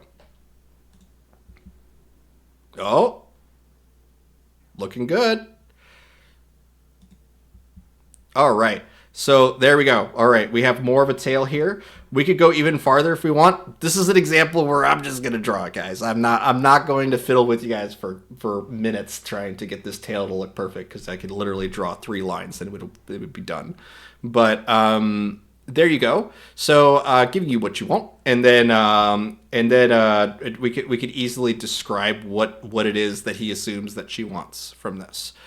But okay, all right. So I know that was a lot of deep diving real quick into a bunch of useful functions of the chaos parameter, as well in combination with character referencing. But you guys have made so much stuff. I think it's time that I actually start digging into the VC Create and seeing what other stuff you guys have made. And then I'll just react to some of that stuff in the meantime. So let me up-res this. Okay. And now we will take a look at what you guys are doing. All right. I also have the chat. Tell me what you want. What you want. What do you really, really want? Is that a Spice Girls reference? What you really, really want? Okay. I appreciate that, Lolo. Okay. All right. Let's take a look. Yes, it is. It is certainly a Spice Girls reference. Perfect. Thank you. 90s call. They want their lyrics back. Uh-huh. Yeah, no, I'll always take some 90s, early 2000s music, please. It's a lot better than 90% of the stuff that comes out today on any sort of corporate radio. My God. All right, let's take a look at what we got here. So this is from Lolo Soon. 2 people, the gnome's head is sticking in a tree trunk as the bearded druid enters the forest. Okay. So in this concept, right? Like, and whenever we are pushing on the idea of here's a CRF that probably includes both characters, right. The thing is about the CRF is that you are going to introduce the basically you will never get your character stuck in a hole like that. Okay. And I know where you're going with this, but I'm going to leave it at that. But it is something where if you do want to have that visual of a character stuck, like trying to get in and out or something, then I would recommend starting with that as the action. Okay, like start off with an image of Gnome, have her stuck in a hole or something, and then zoom off of there and start expanding off of that moment, as opposed to asking for it right off the bat. Especially with the high stylize is going to make it impossible for that to happen. Just because it'll always try to make a very beautiful shot, and you don't really tend. And the thing is about comedy is comedy and beauty actually tend to conflict with each other, right? Like there's a reason why all the exaggerated, ridiculous cartoon faces look ugly or aggressive or mean or any of that kind of stuff. It's because it's funny. So like. High stylized values are designed to make things pretty, make things beautiful, and they are just counterintuitive ideas. Okay, cool. I see you spun off of me here, Reveille, and you're trying to hope it itself. Hope is itself a seed. I see where you're going. That's pretty fun. It didn't make the bubble, though, yeah. So I have to drop out for today, feeling super tired. Rhapsody, thank you so much for joining. I really just appreciate you being here at all. Thank you. You sleep well. So I do, in order to get this second speech bubble, a speech bubble that says, hope itself is a seed, right? Let's go ahead and upres one of these just so I can get to it. Here it is. Okay. So we'll just select all of this area here just to get it so that it's him saying it or trying to get him to say it. And then we'll say 2 speech bubbles. The first speech bubble reads, and you probably don't need to write 2 speech bubbles, but I'm just going to reinforce it. So the first that reads, "You're my only hope." I love how you looked at Star Wars and went like, "Oh yeah, that's the Star Wars pose, huh?" Like that's Princess Leia. She's recording a message like Princess Leia. Is that what the magic is doing? Is that she's recording a message to send to Vic or something, like as like a like the hologram messages, but using magic instead, and how you would do that, like the mechanics behind that. So let's just say two speech bubbles. The first speech bubble is you're my only hope, and then then a second speech bubble. Now, it does actually understand the line order of things. So if you say one character does this and then does this, even with the speech bubble prompts, there's a good chance that, especially if you're using version 6.1, that you're going to be able to get your character to actually do those things in the correct order. Doesn't always work. Every character is different, but sometimes, oh man, it's just amazing to see that work. So we have then the second people, hope is itself a seed. All right, so we will go ahead and hit submit on this. The important thing is that we are covering our bases. We have described the first speech bubble that's already in the image, and then we are going to describe a second speech bubble. Let's see if there's any other parameters I need to mess with here to kind of reinforce this more. I'm getting sleepy. So yeah, it's about time we're done here. We have another couple minutes, and then we'll finish up here. So we didn't get one off of that. So let's go to Very Region here, and now let's incorporate a little bit of chaos here. So let's do 25. Oh, I'm not going to end nothing on any one person's account. No worries. I'm just I am eager to get a second speech bubble in here. Yes. Okay. All right. Let's see what we got. Sorry to just randomly cackle at you guys, but here's the result. Reveille did it too. Reveille did in a second speech bubble. A speech bubble says, and then wrote their thing, and they definitely got 2 different kinds of speech bubbles, but they used a different profile code. Okay. And because there's that different profile code applied there, it will jarringly change the speech bubble. It's a speech bubble mood board. Right. And that's the thing. That's a great idea if you want to just have like wacky chaos like text, especially random text in the image. But it is one of those that is going to like add graffiti and other things that don't make sense for the fantasy mood board, right? So instead, we are leaning just to what's already in the image with the style with the sorry, not style reference, but what we have with chaos. So we're just kind of mixing in a little bit of we saw the sterility of having 4 images that are all the same, as in we just saw a cave wall on all 4. This is a perfect execution of chaos to be able to break out of that sterility and go from there. So we will upres the first one here. I don't know why I upres the second one. But we'll upres the first one. There you go. And now we will just simply in-paint the text to correct it. Very easy. Doot, like that. Make a nice big selection there.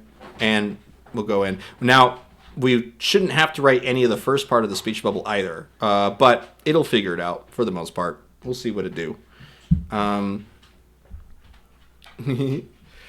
Your only hope. Your only hope. Let's see. Okay. I'm not a noob.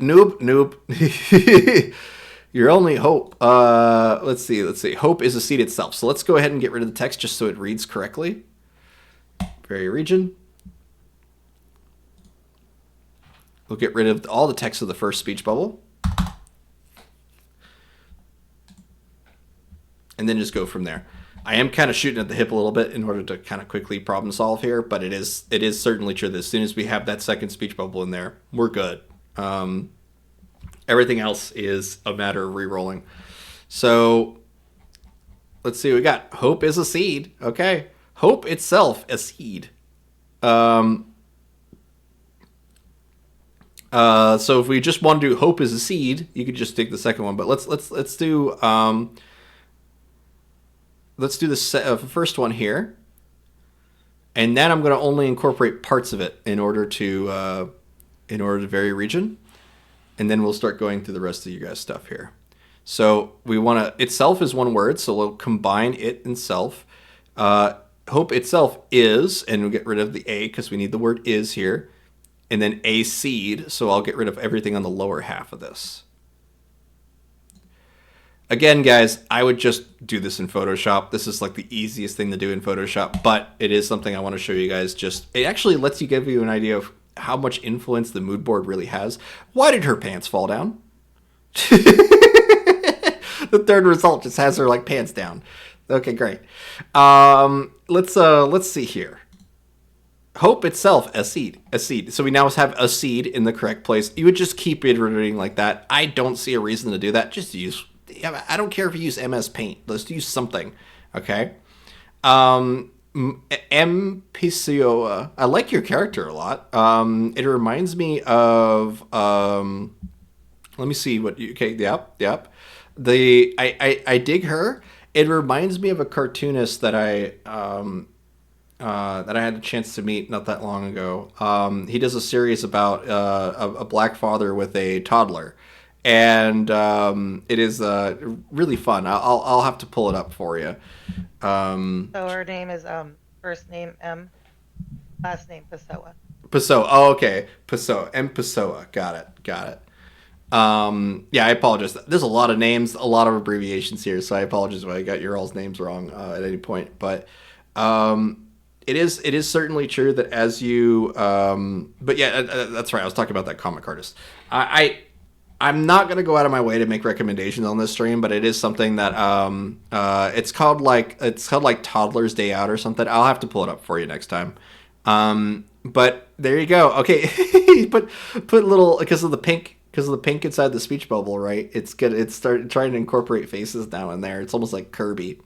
But yeah, just re-rolling. Hope itself is a seed. So this, for example, the second one we would replace the word is, and then just move on. Speech blobby. Yeah, there you go. It's a speech blobby. All right. I know that we are going to eventually focus on some of Enid's stuff here because Enid's is so fun. There's so much color and so much pop to the whole thing that I really dig it. I do think that we should incorporate a like maybe a race or a species that incorporates the pink aesthetic heavily. Either that or it's like a league or a guild that incorporates the pink, something like that. Demons? Oh, pink demons? Yes, yes. Or anything. Yeah, just go nuts. I really want to see more of it. I think you could have a lot of fun.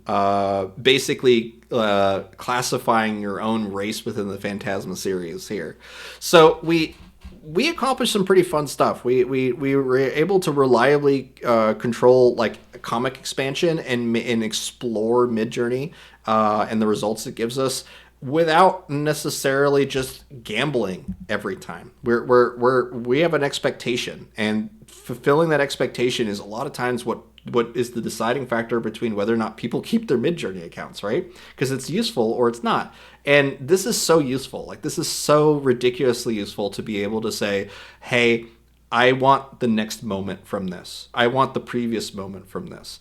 And there's other AI stuff out there that lets you be able to like do stuff in different directions. Midjourney is very focused on getting the parameters and the prompt correct, but some of them incorporate other like Pika Labs, for example, is letting us be able to have ingredients so we can say multiple characters in a shot. But all of it's video and all of it is pretty motion blurry right now. Like there's a good amount of blurring that happens when characters move, but it is so exciting to see us finally getting to this point where character referencing is kind of ubiquitous. Like we're starting to see it spread really far. So that's about it for me. I'm going to take a look at a couple more of these results because we've only gone through like the last little bit of the end here from everything you guys have made. Everything that gets made is posted to our server. I Troll For You has been awesome about linking the beginning of the streams so that if you ever want to catch up, you can catch them up on YouTube or you can go to our server and check it out there. There is just I'm just gonna scroll through this. I'm just gonna let this roll while I'm talking here. I have to go pretty slow with the scroll though because sometimes you can see the lag. Look at the lag. This is all just because there's so many images, so many things that we've loaded up here. I'm gonna try to catch my favorites of this, and then we'll go from there. I saw Fractal Bob posting a couple of fun things. Fractal Bob does like a lot of high stylization, a lot of like I would call high art. I'm focused on comedy. I'm focused on goofy caricatures and stuff, so I don't really focus too much on a lot of stuff, but I do love Fractal Bob stuff. He makes some really cool stuff. Let's see here. We got a couple wonderful ancients going on there. Let's see here. Ooh. Wait, what does it say? What does it say? I've always been useful. Yes, there you go. Yeah, from this. That's great. Let's see here. What else do we got?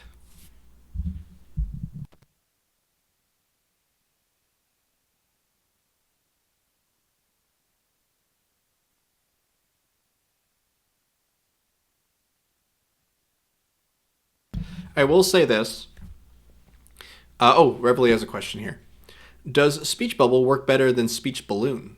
Yes. Bubble more refers to the idea of an amorphous shape. A balloon will oftentimes always force the image to be above the character's head and an ovular shape, which is, unless you're doing manga, doesn't really make a lot of sense, right? Like ovular as in vertically oval, like a balloon.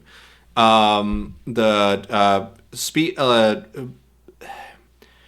would only use balloon if I wanted the character to interact with the bubble, right? Like if I wanted the character to like for example, oh.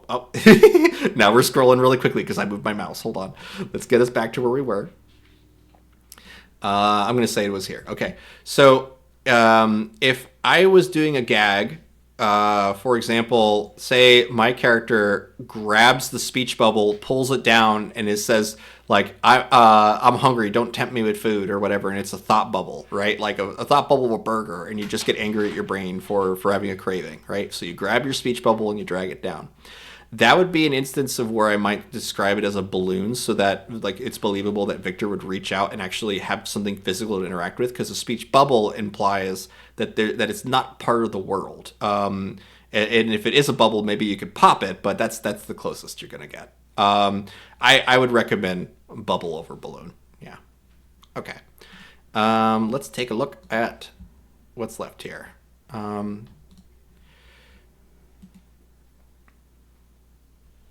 I love these results, Lolo. Honestly, it's, and I can always tell when there's like a certain like kind of quality level that you aim for, right? I can just see your stuff from a mile away. It just looks so good. But it is something that high stylization will definitely encourage that result. It's a matter of controlling it later on, right? Like I could take this result and expand off of. I could take this result, keep expanding off of it, and re-roll that third panel until I have a completed comic with these two characters. But now I want to take that and bring it to another comic. I would have to start referencing parts of this comic and turn it into character sheets and do this whole bunch of work for it. So it is very cool to see high stylized comic panels like this too. But it's more of a matter of recognizing like that high stylization will add a level of complexity for the character referencing stage, the character sheet stage, to where it's going to be hard to bring that high stylized look back every time. So I actually avoid high stylization on everything except for that initial image, that initial starting point image, because it just tends to make results that I have trouble repeating. Either that, or with Niji, it's even worse. With Niji, it blurs things in combining high stylized and CREF, especially if your character doesn't match the world that you're doing. It is just ugly. You have to be very, very, you have to drop the weights really low. It's a whole hassle. I much rather hone in with a complementary character sheet and a mood board and just go from there. It lets me know, okay, every time I prompt with this mood board, there's plenty of gnome in there. I know that we're going to get gnome. So, okay, let's take a look at a couple more of these. During the last 5 minutes of our show here, we have a show after the show that is on our server. If you guys want to come onto the stage and talk with me or anything else that we're making today, by the beard. So if you do want to ask questions directly, share your projects, videos, that kind of thing, join the Gnarly Studios server. Kinky just posted it inside of VC Text, and just join it. You'll see us hop on the stage, and you can just join it from there, and we'll all just be chatting, hanging out, making cool stuff together for a little while. But that's your chance to like get to know folks in the community and what we've built, because we're almost at 2,000 members. We're I know I keep saying that. I feel like we're like on the precipice of greatness when it comes to getting to 2,000. But I would love it if you joined. There's always people hanging out on that server, and it's just so fun to be in a creative mindset place that is not judgy. I love this result, Lolo. I think I mentioned this earlier, but this is legit. Like, this is an awesome result. I love the force perspective of the hand. Force perspective is tricky, just because you can prompt for it, but the perspective needs to be right. So it's like you kind of need to gamble a little bit with it. But I love using force perspective as a prompt. It just really creates these kind of one hand's too big than the other one kind of effect. We see our turnarounds, and where we initially started our comic is right here. So very, very cool. Way too much chaos from Reveille. Yes, that is indeed way too much chaos. Let me guess, there's no mood board attached to this either.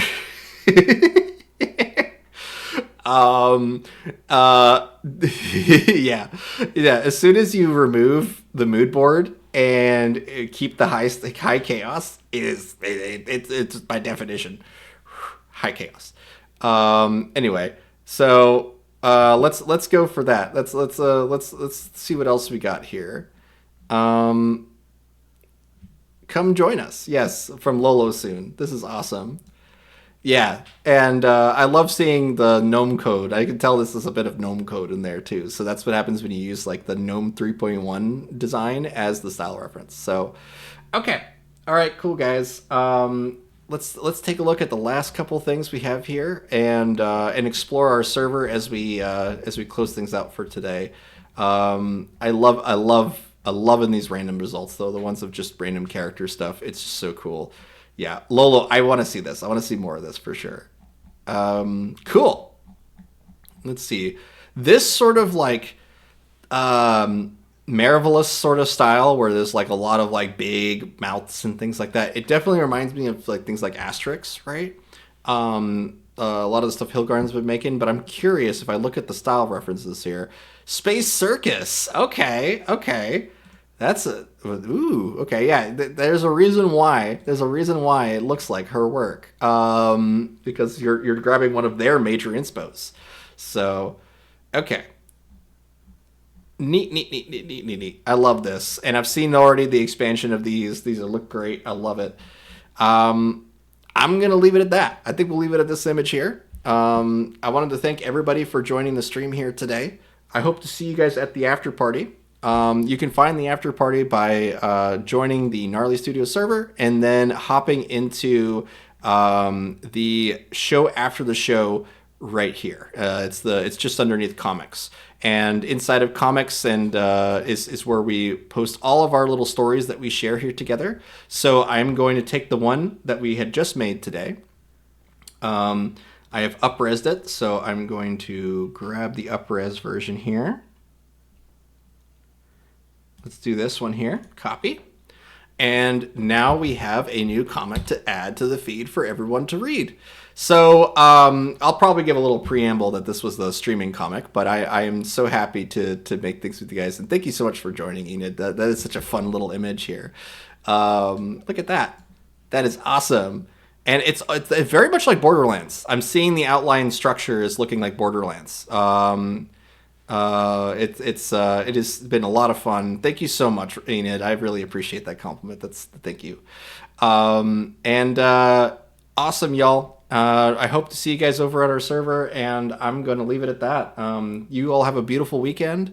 I am so happy to get to this day, to get to this weekend. It was a long week, so thank you guys. Thank you so much for Kinky and Ancient for co-hosting.